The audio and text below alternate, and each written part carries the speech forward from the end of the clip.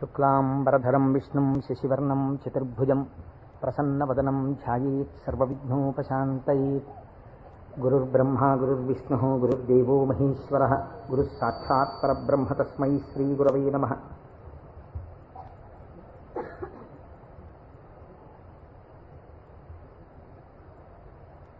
వ్యాసాయ విష్ణురూపాయ వ్యాసరూపాయ విష్ణవే నమో వై బ్రహ్మనిధయే వాసిష్ఠాయ నమో నమః. కూజంతం రామ రామేతి మధురం మధురాక్షరం ఆరుహ్య కవితాశాఖాం వందే వాల్మీకికోకిలం. శృతిస్మృతిపురాణానాం ఆలయం కరుణాలయం నమామి భగవత్పాదశంకరం లోకశంకరం. వాగర్ధావివ సంపృక్తౌ వాగర్ధప్రతిపత్తయే జగతః పితరౌ వందే పార్వతీపరమేశ్వరౌ. సూక్తిం సమగ్రయతున స్వయమేవ లక్ష్మీః శ్రీరంగరాజమహిషీమధురైకటాక్షైః. వైదగ్ధ్యవర్ణగుణగుంభనగౌరవైర్యాం కండూలకర్ణకుహరాः కవయోధయంతి.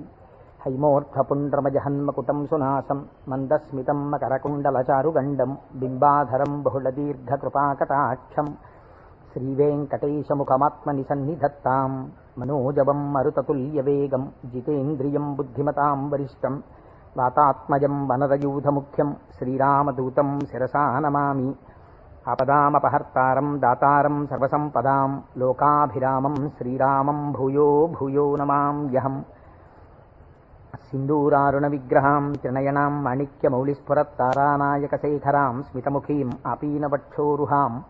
పాణిభ్యాం అడిపూర్ణరత్నచషకం రక్తోత్పలం బిభ్రతీం సౌమ్యాం రత్నఘటస్థరక్తచరణాం ధ్యాయేత్ పరేదంబికాం.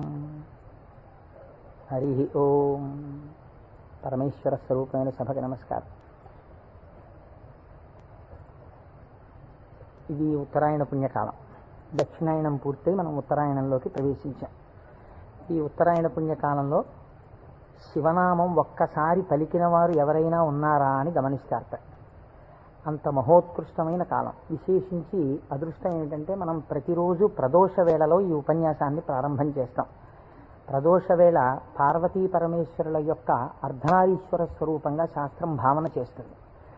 అంత పరమ పవిత్రమైనటువంటి అసుర సంధ్య వేళలో సాక్షాత్తుగా శంకరుడు వృషభవాహనారూఢుడై ఈ భూమండలం మీద తిరుగుతూ శ్రీశైల పర్వతం మీద ఒక్కసారి దిగుతారట.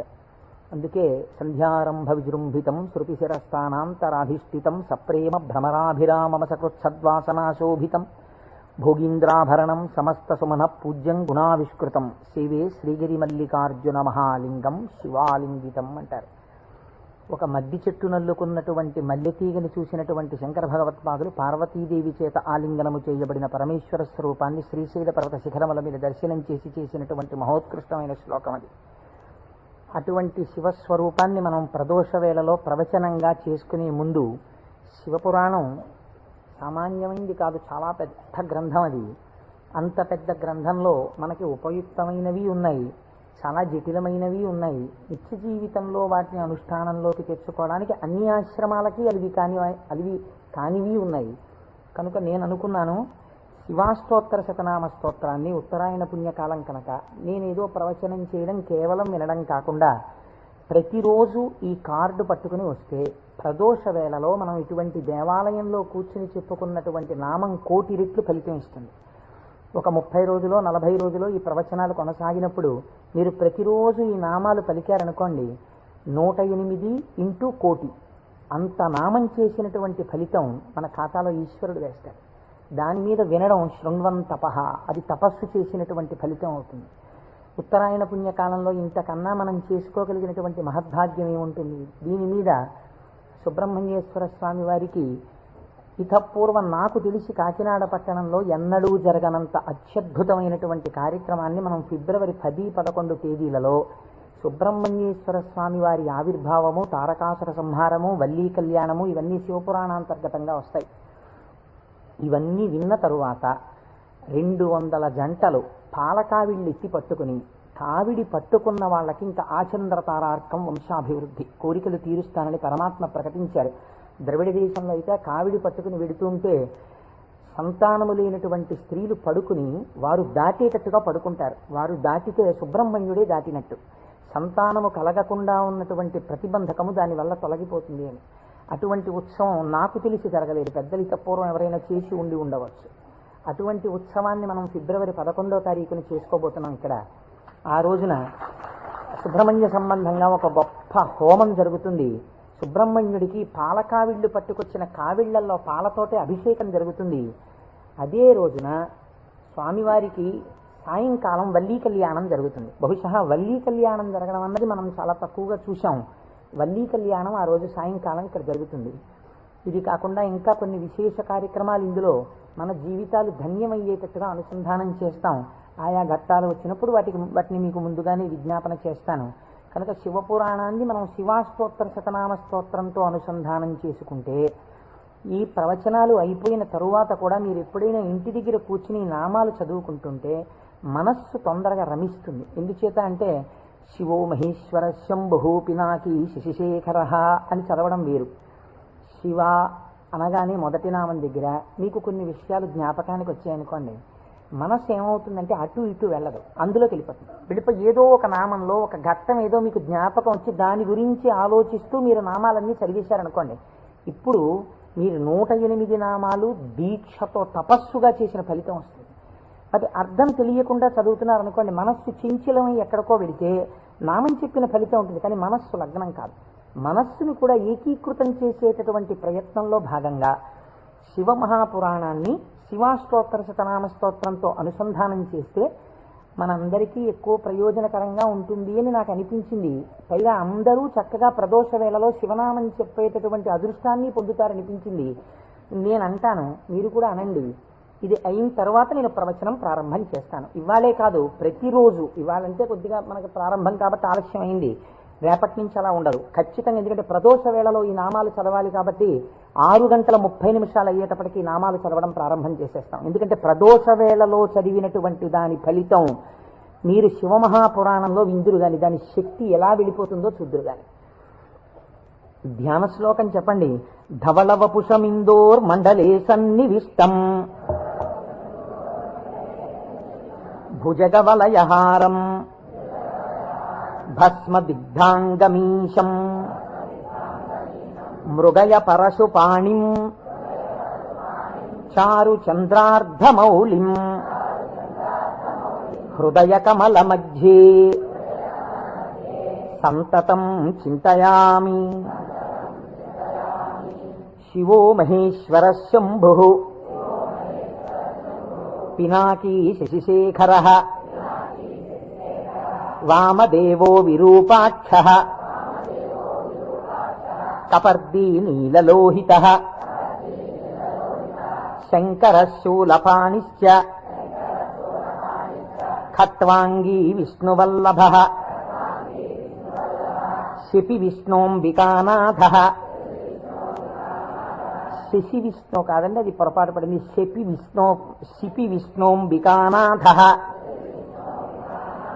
శ్రీకంఠో భక్తవత్సల భవశర్వస్త్రిలోకేశ శితికంఠ శివాప్రియ ఉగ్రకపాలీ కామారీ అంధకాసురసూదన గంగాధరో లలాటాక్ష కాళకాళ కృపానిధి భీమః పరశుహస్తశ్చ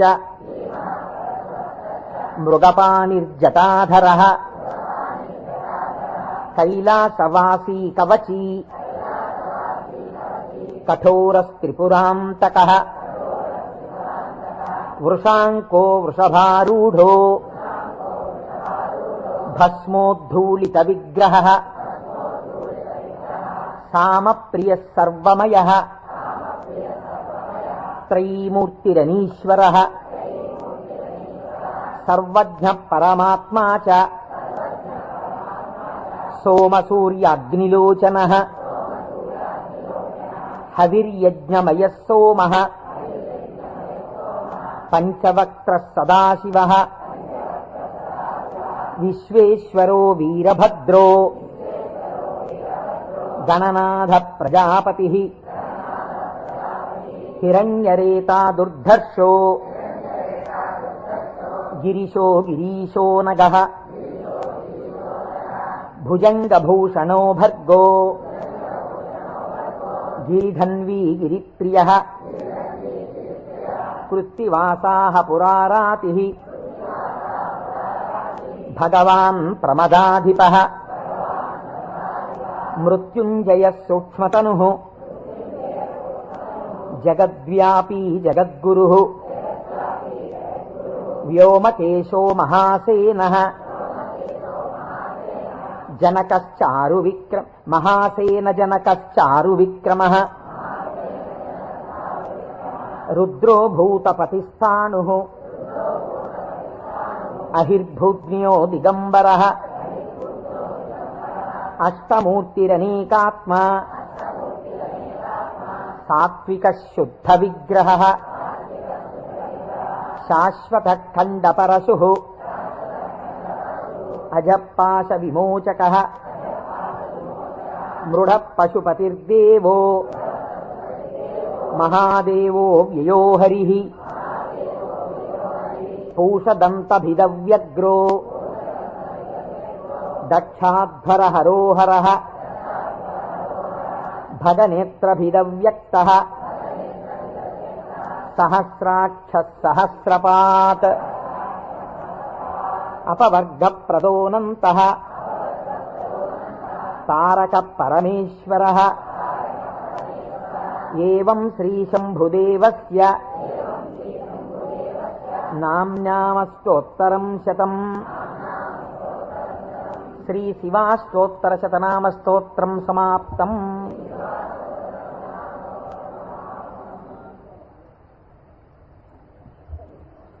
హరి ఓం.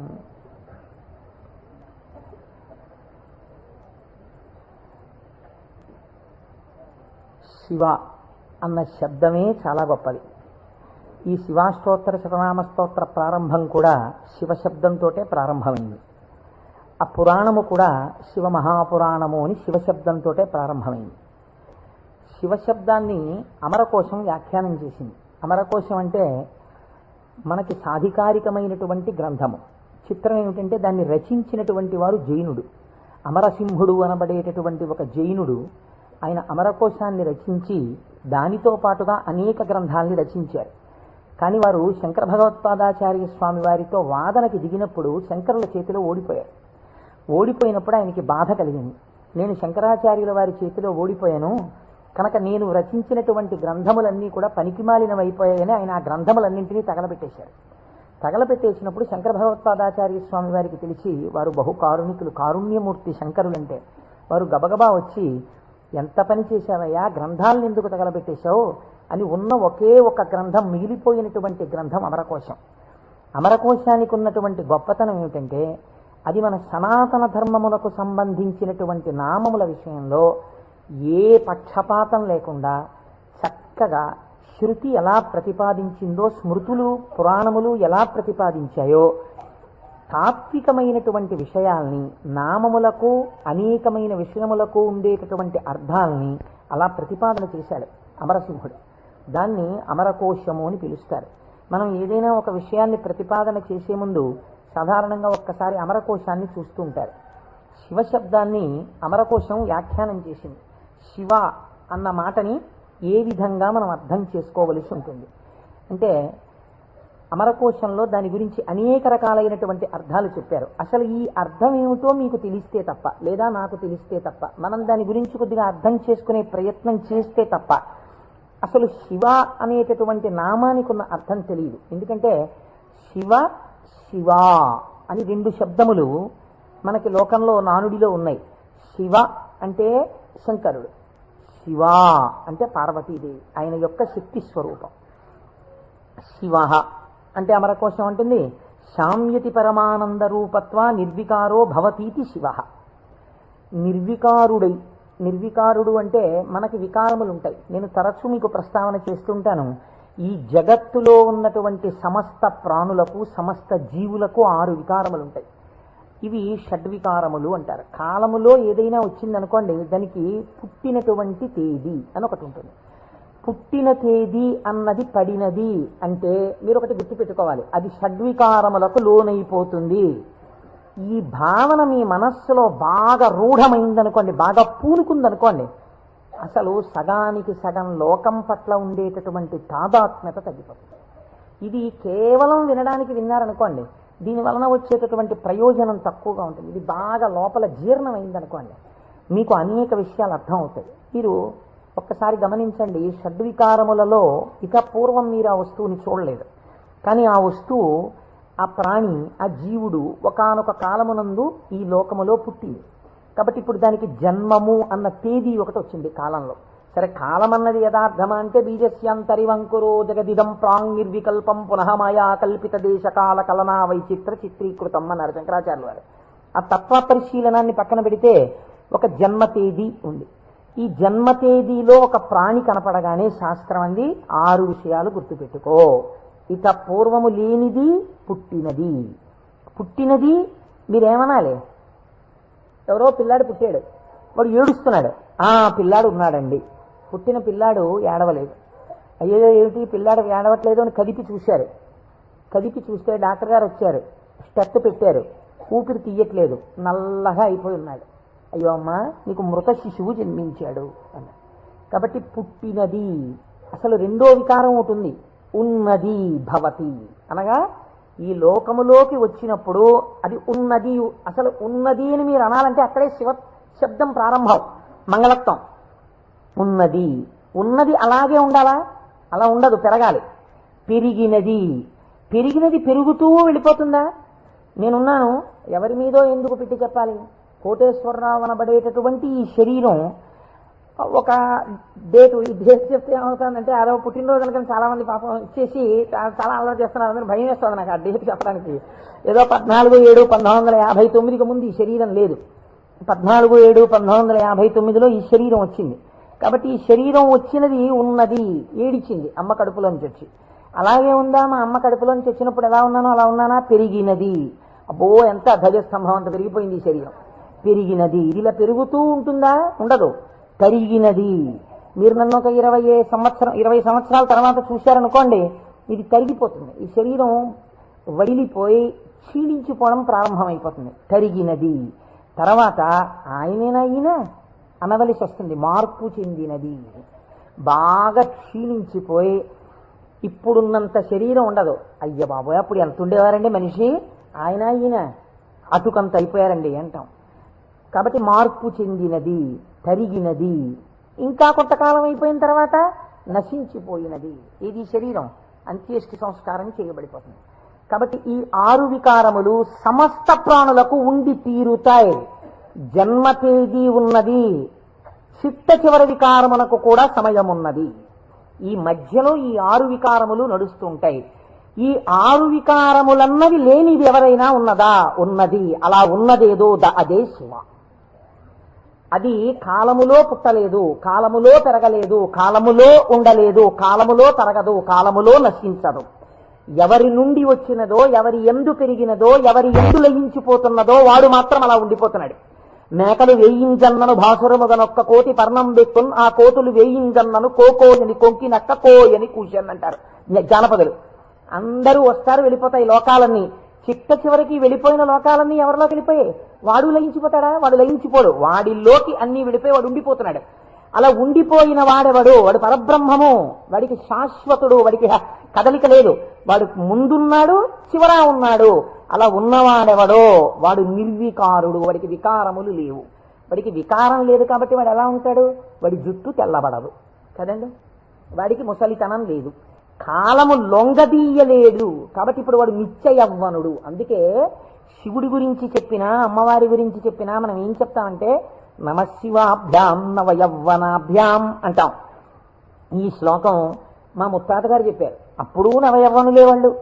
మా తాతగారు చెప్పారు, అప్పుడు నవయవ్వనులే వాళ్ళు. మా ముత్తాత గారు వెళ్ళిపోయారు, మా తాతగారు వెళ్ళిపోయారు, మా తండ్రి గారు చేశారు కొంతకాలం ఆ శ్లోకాలు, మా తండ్రి గారు వెళ్ళిపోయారు. ఇప్పుడు నేను చేస్తున్నాను. నేను చెప్పిన నమశివాభ్యాం నవయవ్వనాభ్యాం పరస్పరాశ్లిష్టవపుర్ధరాభ్యాం. అదేమిటండి, మా ముత్తాతగారు, తాతగారు, తండ్రి గారు, నేను 4 తరాలు మారిపోయాయి, ఇంకా నవయవ్వనాభ్యామేనా? ఆ శ్లోకం మార్చద్దా? వృద్ధాప్యం రాదా? రాదు. ఎందుకు రాదు? మీరు కాలమునకు వశులై కాలమునందు మార్పు మీకు వస్తుంది. కాలస్వరూపములో మీ యందు మార్పులు తెచ్చేవాడెవడున్నాడో వాడు మార్పునకు అతీతుడుగా సాక్షిగా ఉన్నాడు. కదిలే వస్తువుకి కదలని వస్తువు ఆధారమై ఉంటుంది. మీరు బాగా జ్ఞాపకం పెట్టుకోండి. కదిలే వస్తువుకి గడియారానికి ఉన్నటువంటి పెంజూలం ఊగాలనుకోండి, పెంజూలంని పట్టుకున్నటువంటి స్ప్రింగ్ ఊగకూడదు. స్ప్రింగ్ కూడా ఊగడం మొదలెట్టింది అనుకోండి, ఇంకేంటి అలా ఊగదు. స్ప్రింగ్ నిలకడగా ఉంటుంది, పెంజూలం ఊగుతూ ఉంటుంది. ఒక కదిలే వస్తువుకి ఒక కదలని వస్తువు ఎప్పుడూ కూడా ఆధారమై ఉంటుంది. వికారములు కలిగిన జగత్తుకు ఏది వికారములకు అతీతమై ఉన్నదో అది ఆధారమై ఉన్నది. దాని యందే ఈ సమస్త జగత్తు పుట్టి పెరిగి లయించుచున్నది. అటువంటిదేదో అది వికారాతీత స్థితి కలిగినటువంటి పరబ్రహ్మము. దానిని నువ్వు ఒక నామవాచకంతో పిలవాలనుకుంటే శివ అని పిలవవచ్చు. కాబట్టి ఇప్పుడు శివశబ్దం ఎవరిని చెప్తోంది? పరబ్రహ్మాన్ని చెప్తోంది. ఇప్పుడు ఆయన ఎలా ఉంటారు? నిర్వికారమై నిరంజనమై. ఇదే కదండి శివకవచం మాట్లాడుతుంది పూర్వభాగంలో. ఆయన యొక్క స్థితిని ఆయన ఎలా నిర్వికారుడై ఉంటాడో చెప్తుంది. ఇటువంటి పరమాత్మ స్వరూపం మీ కన్నులకు కనపడుతుందా? వికారము పొందుతున్న జగత్తు మీకు కనపడుతుంది, కానీ వికారములు పొందుతున్నటువంటి జగత్తుకి తను ఆధారముగా ఉన్నవాడు మీకు కనపడతాడా? కనపడడు. ఈయనకి ఒక రూపం తీసుకొచ్చి చూస్తే ఎలా ఉంటాడు అంటే, అమరకోశంలో ఎంత అందంగా మాట్లాడాడో చూడండి. అమరసింహుడు పరమానంద రూపత్వ, ఆయన పరమానందమును పొందుతూ ఉంటాడు. ఎందుకని? మన అందరికీ సుఖ దుఃఖాలని ద్వంద్వాలుంటాయి, ఎప్పుడూ ఆనందంతో ఉండం. ఆయనకి వికారాలు ఏమీ లేవు, అందుకని ఆయన ఎప్పుడూ పరమానందంతో ఉంటాడు. ఎక్కడుంది పరమానందం? బయట ఉన్న వస్తువుల వల్ల ఆనందం కాదు, లోపలే ఉంది ఆనందం. ఆ ఆనందంతో తన్మయాన్ని పొందుతూ ఉంటాడు. అది నోటితో చెప్పడం కుదరదు. ఇప్పుడు ఎలా చెప్పాలి అంటే, పద్మాసనం వేసుకుని చేతులు రెండు ఇలా పెట్టుకుని కన్నులు ఇలా అరమోట్పు కన్నులతో ఉండి తనలో తాను రమిస్తూ కనపడుతుంటాడు. శంకరుడి యొక్క ఫోటో మీరు చూశారనుకోండి, చూస్తే ఆయన అరమోట్పు కన్నులతో కూర్చుని సంతోషంతో ఆనందంతో ఉన్నట్టుంటాడు. ఇందులో ఇంకా లోకరక్షణ హేతువుగా అభయముద్ర పట్టినట్టుగా ఉంది. ఆయన అరమోట్పు కన్నులతో ఆనందంతో రమించిపోతున్నట్టుగా ఉంటుంది శివస్వరూపం. అంటే ఘనీభవించినటువంటి ఆనంద స్వరూపమే పరమాత్మ యొక్క స్వరూపం. పరమాత్మ నిత్యానందము ఏది ఉన్నదో దాన్ని రాశీభూతం చేస్తే అదే శివ. కాబట్టి ఇప్పుడు పరమాత్మ యొక్క స్వరూపమేమి? ఆనంద ఘనమే పరమాత్మ. కాబట్టి ఇప్పుడు ఆయన అన్ని వికారములకు అతీతుడై తనలో తాను రమించిపోతూ ఆనందపడిపోతూ ఉండేవాడెవరో అంటే, కదలిక ఉండదు ఇంకా మనస్సులో, అన్ని అరికట్టి లోపల ఉన్నటువంటి ఆనందంతో తాను కలిసిపోయి తానే చిదానంద రూపుడై ఉంటాడు. దీనికి మీకు పోలిక చెప్పాలంటే ఒక్కటి కుదురుతుంది. మనం కదులుతున్నటువంటి తరంగములు కలిగిన సరోవరాలం. మీరు చూడండి, అందుకే నిద్ర లేవగానే ఏది ప్రారంభం అవుతుంది పనిచేయదు మీకు. ప్రారంభంలో నిద్ర లేచారు అనగానే, నిద్ర లేవడం అంటే ఏమిటో తెలుసా అండి? శరీరం లేవడం కాదు. ముందు ఏది లేస్తుందో తెలుసా? పరమాత్మతో రమిస్తున్నటువంటి మనస్సు విడివడుతుంది. విడివడి అది సంకల్ప వికల్ప సంఘాతం. అది వెంటనే ఒక ఆలోచన మొదలెడుతుంది. మొదట ఆలోచన ఏమిటి? తెల్లవారిపోయింది. ఈ తెల్లవారిపోయిందన్న మొట్టమొదటి ఆలోచన అది చెయ్యగానే నిర్మలంగా ఉన్నటువంటి నీళ్ళ దగ్గరికి వెళ్ళి మీరు ఒక చిన్న రాయి తీసుకుని ఇలా వేశారనుకోండి, అదేం చేస్తుందంటే ఇలా ఒక తరంగం కదులుతుంది. కదిలి అలా వెడుతుంది. ఇది ఒక్కటే వెళ్ళదు, ఇది వెడుతూ ఇంకో తరంగాన్ని తయారు చేస్తుంది, ఇంకో తరంగాన్ని తయారు చేస్తుంది. అలా కదులుతూ తరంగాలుగా ఒక కదలిక రాగానే ఇంకో కదలిక వస్తుంది. తెల్లవారిపోయింది, ఇవాళే నువ్వు శివమహాపురాణం మొదలెట్టాలి, ఇవాళే నువ్వు ఫలానా వాళ్ళ ఇంటికి వెళ్ళి ఒక్కసారి ఆశీర్వచనం చెయ్యాలి, చూసావా తెల్లవారిపోతుంది గబగబా సంధ్యావందనం చెయ్యాలి. ఒకదాని వెనక ఒకటి సంకల్పాలు వచ్చేస్తాయి. ఇవి సుఖములకు దుఃఖములకు కూడా హేతువులు అవుతుంటాయి. ఈ సంకల్పాతీతుడై సంకల్పములు దేనిలోంచి పుడుతున్నాయో అది తానై నిరంజన స్వరూపమై ఆనంద ఘనమై కూర్చున్నవాడెవరో వాడు పరమాత్మ, వాడు శంకరుడు. కాబట్టి శివుడు ఆయన ఇక్కడే సమస్తాన్ని చూస్తుంటాడు. అటువంటి ఆనంద ఘనమునకు శివ అని పేరు. ఇప్పుడు దీనివల్ల మీకేం తెలుస్తోంది? మనుష్య జన్మ యొక్క చిట్ట చివరి ప్రయోజనం ఏమి? ఆ ఆనందము మీరే అగుక. అటువంటి ఆనంద స్వరూపులుగా మీరు మారడమే మనుష్య జన్మ యొక్క ప్రయోజనం. దానికే మోక్షము అని పేరు. కాబట్టి ఇప్పుడు అటువంటి మోక్షస్థితిని పొందాలనుకున్న వాళ్ళకి ఎవరు ఆరాధ్య దైవము? శివుడే. కాబట్టి శివయోకోధ్యేయ శివంకర.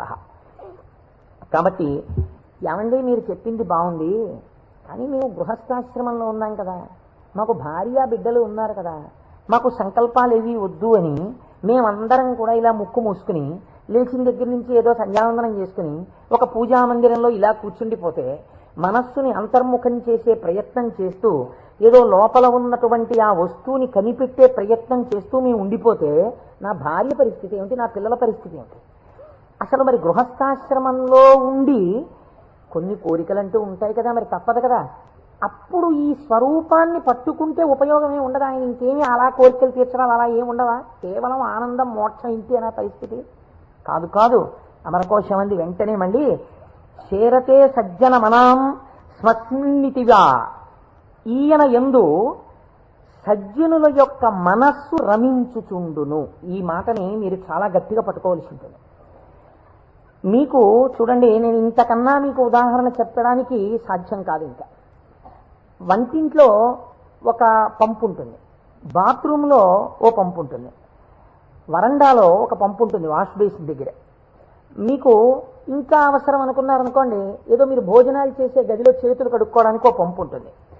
ఇన్ని పంపుల్లోనూ మీకు ఏకకాలమునందు ఎక్కడ విప్పినా నీళ్లు రావాలనుకోండి, ఏది నింపాలి? ఏ పంపు కొట్టంలో నీళ్లు పోస్తారా?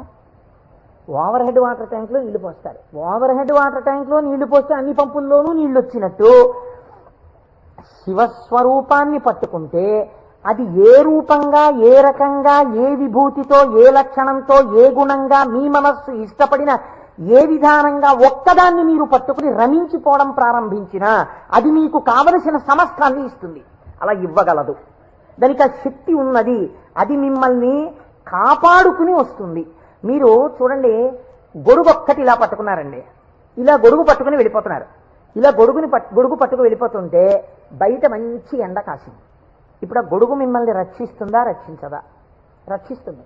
మీరు వెళ్ళిపోతుండగా మంచి మబ్బు పట్టి వాన ప్రారంభమైంది. గొడుగు రక్షిస్తుందా, రక్షించదా? రక్షిస్తుంది. వాన తగ్గిపోతోంది, ఇంకా కొద్దిగా ఎండ వస్తే బయలుదేరదాం అనుకుని మీరు చెట్టు కింద నించున్నారు. ఒక పక్షి పై నుంచి రెట్ట వేసింది. మీ మీద పడకుండా గొడుగు రక్షిస్తుందా, రక్షించదా? రక్షిస్తుంది. ఒక గొడుగు మీకు శీతలము నుండి, ఉష్ణము నుండి, జలధార నుండి, పక్షి రెట్ట నుండి, ఇన్నిటి నుంచి కాపాడినప్పుడు పరమాత్మని పట్టుకున్న వాడి కోరికలు కూడా అన్ని భంగులా తీరుతాయి. మీకు ఏది కావాలో అది వాడు ఇవ్వగలడని మీరు ఎలా అనుకోవట్లేదు? అచేతనమైన ఒక గొడుగు మీకు ఇన్నింటిని ఇవ్వగలిగినప్పుడు మీరు పట్టుకున్న పరమాత్మ మీకు ఏది అవసరమో అది మీకు ఇవ్వడని మీరు ఎలా అనుకుంటున్నారు? మీకు ఏది కావాలో మీరు అడగక్కర్లేకుండా మీకు తీరుస్తాడు. అది గొప్ప. మీరు శాస్త్రంలో ఒక మర్యాద తెలుసుకోవాలి. మీరు అడిగితే ఇచ్చినవాడు గొప్పవాడు కాదండి. మీరు వెళ్ళి అడిగారనుకోండి, వెంటనే మీరు జీవితంలో చాలా దిగజారిపోయిన వ్యక్తులైపోతుంది. ఒకరి దగ్గరికి వెళ్ళి, అయ్యా నాకు ఇది లేదండి, నన్ను మీరు కొంచెం అనుగ్రహించి నాకు ఇది కలిగేటట్టుగా మీరు చెయ్యండి అని అడిగారనుకోండి, వాచికంగా నోరు విప్పి ఒకరి దగ్గరికి వెళ్ళి నాకు ఇది ఇప్పించండి అని అడిగినప్పుడు ఆత్మహత్యా సదృశమే. వాడు చచ్చిపోయినంత బిడియపడిపోతాడు. ఎవరు శీలమున్నవాడు బెంగ పెట్టుకుంటాడు. నోరు విప్పి అడగడమా, వెళ్ళి నాకు ఇది ఇవ్వండి అని ఎలా అడగను అంటాడు. అడగలేడు. అందుకే మనకి పూర్వకాలంలో మీకు తెలుసో తెలీదో, మీసంలో ఒక వెంట్రుక తాకట్టు పెట్టి అప్పు తెచ్చుకునేవారు. మీసంలో వెంట్రుక తాకట్టు పెడితే అప్పు ఇవ్వడం ఏంటండి? అంటే వాళ్ళ రోషానికి చిహ్నం అది. ఎన్నడూ నేను ఒకరిని చెయ్యి అడగలేదురా, చెయ్యి జాపి అడగలేదు. అటువంటి వాణ్ణి నిన్ను అడుగుతున్నాను. నేను ఇంత సిగ్గుపడిపోయానడానికి ఉదాహరణ ఏమిటో తెలుసా? ఈ వెంట్రుక ఒకటి నీ దగ్గర పెట్టుకో, మళ్ళీ తీర్చిన నాడు ఈ వెంట్రుక తీసుకెళ్తాననేవాడు. వాడి రోషానికి, వాడి శీలానికి ఆ వెంట్రుకని ప్రాతిపదికగా తీసుకుని అప్పించేవారు పూర్వం. అందుకే నా మీసంలో వెంట్రుక తాకట్టేశాననేవారు పూర్వం. కాబట్టి ఒకరి దగ్గరికి వెళ్ళి అడగడం అంటే అంత చిన్నతనం. పరమాత్మ అయినా మిమ్మల్ని అలా చిన్నబుచ్చి ఇస్తాడని మీరు ఎలా అనుకుంటున్నారు? గొడుగు పచ్చిరెట్ట నుంచి నన్ను కాపాడు, వాన పడితే కాపాడు, ఎండగా ఉంటే కాపాడు, పైనుంచి ధూళి పడకుండా కాపాడు, ఓ గడుగా నన్ను రక్షించు అని మీరంతా స్తోత్రం చేసి వేసుకుంటున్నారేంటి? ఇలా విప్పిలా పట్టుకుంటే అంతే రక్షించేయడం దాని ప్రయోజనం. అలా మీరు శివస్వరూపాన్ని పట్టుకుంటే, ఎలా పట్టుకున్నా సరే, అంటే ఎలా పట్టుకోవాలంటే అభిషేకాలు చేయాలా, పూజలు చేయాలా, లేకపోతే దాని స్వరూపం బాగా తెలుసుకోవాలా, అర్థం అవ్వాలా? కాదు. మీ మనస్సు ఏదో ఒక విషయంలో రమించింది అంతే, అది చాలు. మిమ్మల్ని మీకు రక్షణ కల్పించడానికి అది హేతు అవుతుంది. మీకు నేను ఒక ఉదాహరణ చెప్తాను. మీరు దాని వలన దీని వ్యాఖ్యానాన్ని బాగా పట్టుకోగలుగుతారు. నాయనారులని మళ్ళీ నేను ఏదో లౌకికమైన ఉదాహరణ ఎందుకు తేవాలి, మనకి 63 నాయనారులు ఉన్నారు. అంటే శివుని యొక్క అనుగ్రహము చేత తరించిపోయిన మహాపురుషులు.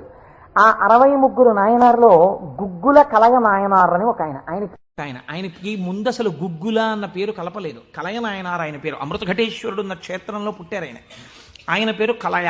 అందుకని ఈయన పేరు కూడా కలయ అని పిలుస్తూ ఉండేవారు. ఈ కలయ నాయనారికి ఒక లక్షణం ఉండేది. ఆయన చేసే పూజ ఏమిటో తెలుసా అండి? ఆయన ఎప్పుడు భగవంతుడి దగ్గర కూర్చొని అనుకునేవాడు, సుగంధిం పుష్టివర్ధనం అంటారు కదా, త్రయంబకం అని పిలుస్తారు కదా, 3 కన్నులు ఉంటాయి కదా, ఆయన వస్తుంటే సువాసనలు వస్తాయి కదా. ఆనాడు మార్కండేయుడు శివలింగాన్ని గట్టిగా కౌగిలించుకుని చంద్రశేఖర చంద్రశేఖర చంద్రశేఖర పాహిమాం అని అంటుండగా యమధర్మరాజుని శిక్షించి మార్కండేయుడిని రక్షించడానికి శివలింగంలోంచి ఆవిర్భవించాడు కదా. ఆవిర్భవించినప్పుడు శివుడి కన్నా ముందు శివుని యొక్క సువాసనలు మార్కండేయుడు పీల్చి ఉంటాడు కదా. శివుడు వచ్చేశాడని పొంగిపోయి ఉంటాడు కదా. ఎంతకీ రానిటువంటి రైలు వచ్చేస్తోందని అనౌన్స్ చేసినప్పుడు ఎంత ఆనందం పొందేస్తామో, ముందు అనౌన్స్మెంటు తర్వాత రైలు ఇంజను కనపడగానే పొంగిపోయినట్టు సుగంధిం ఆ సువాసనలు వస్తుంటే ఎంత పొంగిపోయి ఉంటాడు కదా మార్కండేయుడు. నా పూనిక ఫలించింది, వచ్చేశాడు పరమాత్మ, అదిగో శంకరుడు, అదిగో సుగంధిం సువాసనలు వచ్చాయి అని ఆ చంద్రశేఖర చంద్రశేఖర అన్నది ఒక్కసారి ఆపేసి ఏడి శివుడిని ఆ సువాసనల వంకి ఇలా చూస్తూ నిలబడిపోయి ఉంటాడు కదా. కాబట్టి శివుడి యొక్క సువాసన అలా ఉంటుంది కదా అని పొంగిపోతూ నేను అలాంటి వాసన పీలుద్దామని ఆయన మహాైశ్వర్యవంతుడు కలయనాయనారు. రోజు ఇంత గుగ్గిలం పట్టుకొచ్చి ఆ గుగ్గిలం వెలిగించి గుగ్గిలం ధూపం వేసేవాడు. ఆ ధూపం అంతా పూజ గదంతా నిండిపోతే అందులో కూర్చుని మార్కండేయుడు ఇలాగే వాసన పీల్చి ఉండి ఉంటాడు. ఆనాడు అర్జునుడు గబగబా వెళ్ళి తన గాంధీవం ఎత్తి కొడుతున్నప్పుడు శివుడి దగ్గరికి వెళ్ళినప్పుడు వాసనలు ఇలాగే వచ్చి ఉంటాయి అని ఆ వాసనలు పీలుస్తూ కళ్ళు మూసేసుకుని ఇవే శంకరుడి శరీరంలోంచి వస్తున్న వాసనలు, ఇక్కడే శివుడున్నాడని రోమాంచితం అయిపోయి పరవశించిపోతూ సమాధి స్థితిలోకి వెళ్ళిపోయేలా ఉండిపోతుండేవాడు ఆయన. మీరు చూడండి, భగవంతుణ్ణి పట్టుకోవాలనుకున్నవాడు ఏమంటే మాకు పూజ కుదరట్లేదండి, మాకు ఈ స్తోత్రం రావట్లేదండి అంటాం మనం. మన బతుకంతా ఎక్కడ ఆగిపోతుందంటే దీపంలో 2 ఒత్తులు వేయాలా, 1 ఒత్తి వేయాలా. నిజంగా తరించిపోయిన వాళ్ళు తరించిపోవడానికి ఎన్ని మార్గాలు వెతుక్కున్నారో చూడండి. ఆయన సువాసనలు పీలుస్తూ రమించిపోయాడు. శంకరుడు చూశాడు, వీడు రోజు గుగ్గిలం పట్టుకొచ్చి వేసి ఇన్ని రకాల దర్శనాలు చేసేస్తున్నాడు రా, గుగ్గిలం పొగ అడ్డం పెట్టుకుని. ఎంత చిత్రం రా ఇది, గుగ్గిలం పొగకి వీడు సమాధిలోకి వెళ్ళిపోతున్నాడు. అసలు ఈ గుగ్గిలం కొనలేని స్థితి తెస్తే ఏం చేస్తాడో చూద్దాం అనుకున్నాడు. ఐశ్వర్యం అంతా క్షీణింపచేశాడు. ఆయనకి మనస్సు శివుడి మించి పోలేదు. ఎలాగో అలా నానా కష్టాలు పడి ఇంత గుగ్గిలం తెచ్చి శంకరుడికి వేసి ఆ వాసన పీల్చేటప్పటికి సమాధిలోకి వెళ్ళిపోయాడు. ఇంక ఏముంది, మనస్సు అలవాటు పడిపోయి ఇంత పొగొచ్చేటప్పటికి అంతే సమాధిలోకి వెళ్ళిపోతాడు. ఎంత తేలికండది. అగరత్తు వెలిగించకుండా ఉంటాం కదా, అగరత్తు వెలిగిస్తే గుగ్గిలైనా సమాధిలోకి వెళ్ళిపోతాడు అంతే. ఈ స్థితి చూసి శంకరుడు భార్యాబిడ్డలు తినడానికి కూడా అన్నం మెతుకు లేకుండా చేశాడు. చూద్దాం ఏం చేస్తాడు. భార్యాబిడ్డలు పస్తులున్నారు. అన్నమో రామచంద్ర అని ఆ భార్య మహాపతివ్రత. ఆవిడ తన మెడలో ఉన్నటువంటి మంగళసూత్రాన్ని తీసి నాయనారికిచ్చి, అయ్యా మీరిది పట్టుకెళ్ళి వెలకట్టి అమ్మించి డబ్బు పట్టుకుని రండి, దాంతో మనం కొన్నాళ్ళు భోజనం చేద్దామని. తప్పకుండా తీసుకొస్తానని ఆ మంగళసూత్రాలు చేతిలో పట్టుకుని శివ శివ శివ శివ అని సంతోషపడిపోతూ వెళ్ళిపోతున్నాడు. శంకరుడు ఒక పెద్ద బండిలో గుగ్గిలం బస్తాలు వేసుకుని ఎదురొచ్చాడు. మళ్ళీ దొరకవుట గుగ్గిలం, అందుకని చెప్పి బస్తాలు కొనుక్కెడుతున్నాను, ఎవరైనా కావాలంటే కొనుక్కోండి అని అరిచాడు. అమ్మ బాబోయ్, గుగ్గిలం దొరకదటని చెప్పి ఈయన గబగబా మంగళసూత్రాలు ఇచ్చేసి గుగ్గిలం బస్తాలు కొనేశాడు. పోనీ గుగ్గిలం దొరకదంటున్నారు, ఇంటికి పట్టుకెళ్ళి ఈ గుగ్గిలాన్ని దాచుకుని రోజు ఇంతంత వేద్దాం అనుకున్నాడా? నిజంగా నాడు శంకరుడు వస్తుంటే సుగంధిం పుష్టివర్ధనం ఇదొక్కటే ఆయన సమాధికి కారణం. ఇంత గుగ్గిలం వెలిగించి మధ్యలో కూర్చుంటే అసలు నిజంగా శంకరుడు విరాట్ రూపంతో వచ్చేసినట్టు ఉండదు. కాబట్టి ఈ గుగ్గిలం అంతా వెలిగించేస్తానన్నాడు. ఇంట్లో వెలిగించేస్తే బాగుండదు, పొగలు వచ్చేస్తాయి. ఓ గుళ్ళోకి పట్టుకెళ్ళి వెలిగించేస్తే బాగుంటుందని ఈ గుగ్గిలం అంతా వేసుకుని ఓ గుడికి పట్టుకెళ్ళి ఈ గుగ్గిలం అంతా వెలిగించేసి దాని మధ్యలో కూర్చొని సమాధిని పొందేసి కడుపులో ప్రేగులు నకనకలాడిపోతున్నాయి, తెలియదు.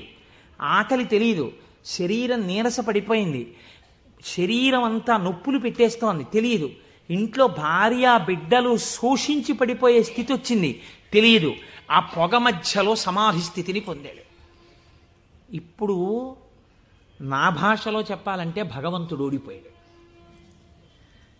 పరీక్ష పెట్టగలడా? ఇహ ఏం పరీక్ష పెడతాడు?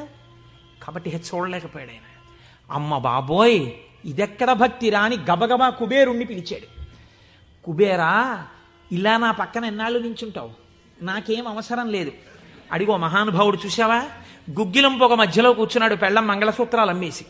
వెంటనే వెళ్ళి ఆయన ఇంటిని బ్రహ్మాండమైనటువంటి అంతఃపురంగా మార్చేయి.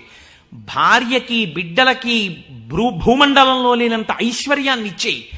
ముందు ఉత్తర క్షణం వాళ్ళకి షడ్రశోపేతమైన భోజనం పెట్టు అనేటప్పటికి వాళ్ళ ఇల్లు మారిపోయింది. షడ్రశోపేతమైన భోజనం వచ్చింది. అయ్యో భర్త గారు ఎక్కడికి వెళ్ళారో అనుకుంటోంది ఆవిడ. అశరీరవాణి వినపడింది. అమ్మా, నీ భర్త భక్తి ముందు లొంగిపోయాడమ్మా. శంకరుడు మహదైశ్వర్యం ఇచ్చేశాడు నీకు. ఆయనో అన్నం తిందామన్న ఆలోచన లేదు. ఆ గుగ్గిలం పొగలో కూర్చునున్నాడు. ఇలాగా కూర్చునుంటే ఇప్పుడు ఎవరు మాట్లాడాలి? ఒరే నాన్న అన్నం తినరా అని. అమ్మా నాన్నగారు కోరుకున్న కోరికోటి ఉంది. నువ్వు ఎలా అయినా డాక్టర్ అయిపో. ఇంజక్షన్ చేసేశారు ఆ పిల్లకి. 3 ఏళ్ళు అయిపోయినా, 4 ఏళ్ళు అయిపోయినా, 21 ఏళ్ళు వచ్చేసినా, ఇప్పుడు నేను MBBS చదివితే రేపు పెళ్లి కొడుకు దొరుకుతాడా అని కూడా చూసుకోకుండా తల్లిదండ్రుల కోరిక తీర్చడం కోసమని వ్యగ్రతతో చదివేసిన పిల్లలా ఇప్పుడు ఆ తల్లిదండ్రులే వచ్చి ఉసే అన్నం తినవే, అలా చదవకే, ఆరోగ్యం పాడైపోతుంది అన్నట్టు ఎవడు పరీక్ష పెట్టాడో వాడే దిగొచ్చాడు. దిగొచ్చి ఎవడు? ఆ త్రయంబకం నిజంగా సువాసనలు వచ్చి ఆనాడు మార్కండేయుడు బాహ్య స్మృతిని పొందాడు. ఈయన పొందలేదు. పొందకుండా కూర్చున్నాడు. ఇప్పుడు ఆ పరబ్రహ్మం ముట్టుకోవలసి వచ్చింది. ఇలాగా ముట్టుకుని కదిపాడు. ఓయ్ కలయా కలయా అని పిలిచాడు. పిలిస్తే ఆయన గభాలన బాహ్య స్మృతిని పొంది అబ్బా శంకరుడు వచ్చేసాడన్నాడు. నిజంగా కనపడితే ఇలా అరుపులు కేకలు ఉండవు. కందులంబట నీరు కారిపోతూ ఆ స్వామి పాదాల మీద పడిపోయి ఏ సుగంధిం పుష్టివర్ధనం అన్నాడో ఆ సువాసన పీలుస్తూ అలా పడిపోయి ఉండిపోయాడు. శంకరుడు భుజాలు పట్టుకుని లేపి, ఒరే నాన్న, నువ్వు ఇంటికి వెళ్ళింత అన్నం తినరా, నా కడుపు నిండుతుంది, తొందరగా బయలుదేరరా నాయన, ఇక్కడ ఎన్ని నైవేద్యాలు పెట్టినా నాకు వంట పట్టట్లేదురా, నువ్వు ఇలా పడిపోతే తొందరగా వెళ్ళరా బాబు, నీకు ఎక్కడ లేని ఐశ్వర్యం ఇచ్చేశాను, కావలసినంత గుగ్గిలం వేసే, ముందు వెళ్ళి అన్నం తినన్నాడు. అప్పుడు ఆయన ఇంటికి వెళ్ళాడు. ఇంటికెళ్ళి షడ్రశోపేతమైనటువంటి భోజనాన్ని నాయనార్ స్వీకరించాడు. దీన్ని గుగ్గిల నాయనార్ అంటారు పెరియ పురాణంలో. ఎందుకంటే శివపురాణం చెప్పుకుంటూ నాయనార్ల చరిత్రని అనుసంధానం చేసి ఉత్తరాయణ పుణ్యకాలంలో నాయనార్ల గురించి వింటే పార్వతీ సహితుడైనటువంటి ఆ పరమశివుడు పొంగిపోయి పరవశించిపోతాడు. అందుకే లౌకికమైన ఉదాహరణలు మానేసి అవసరమైన చోట నాయనార్ల చరిత్రలే కలిపేద్దాం. ఇలా 63 మంది నాయనార్ల గురించి నేను చెప్పగలిగితే నా జన్మధన్యం అయిపోతుంది అని ఒక నాయనార్ని కలిపాను ఇవాళ. కనుక ఒకనాడు ఒక విచిత్రం జరిగింది. భక్తి అంటే ఎంత చిత్రంగా ఉంటుందో చూడండి. ఈ గుగ్గిల నాయనార్ జీవితంలోనే ఆ పక్కనే ఉన్నటువంటి రాజ్యంలో ఒక శివలింగం ఒకటి ఉంది. ఆ శివలింగం మొన్నను మేము కంచి వెళ్ళాం. ఆ కంచి వెళ్ళినప్పుడు శివలింగం ఇలా ఉంటుంది, గొట్టంలాగా కింద వెడల్పుగా ఉంటుంది, పైకి వెళ్ళే కొద్దీ సన్నగా ఉంటుంది. అటువంటి శివలింగం ఒకటి బాగా ఎత్తుగా ఉన్నటువంటి పీఠం మీద ఉంది. ఒక చిన్న పిల్ల ఆ శివలింగం దగ్గరికి వెళ్ళింది. అరమరిక తెలియని పిల్ల. ఆ పిల్ల వెళ్ళి చేతిలో ఒక తుమ్మి పువ్వు పట్టుకుని వెయ్యాలనుకుంది. ఆ పీఠం పట్టుకుంది, ఎగిరింది, ఎక్కింది, అందలేదు. ఆ పిల్ల ఏడుపు మొదలెట్టింది. ఏడుపు మొదలెట్టి శివా శివా నువ్వు నాకు అందట్లేదు, పువ్వు ఎలా వేయనంది. శంకరుడు ఆ భక్తికి పరవశించిపోయాడు. ఇది భగవంతుడు దేనికి కట్టుబడతాడు? ఆ భక్తికి కట్టుబడతాడు.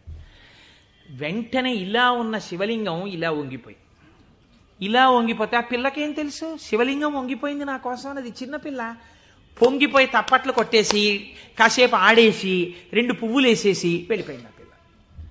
మరునాడు యథాలాపంగా అనేక శివలింగాలు ఉంటుంటాయి కదా గుళ్ళో.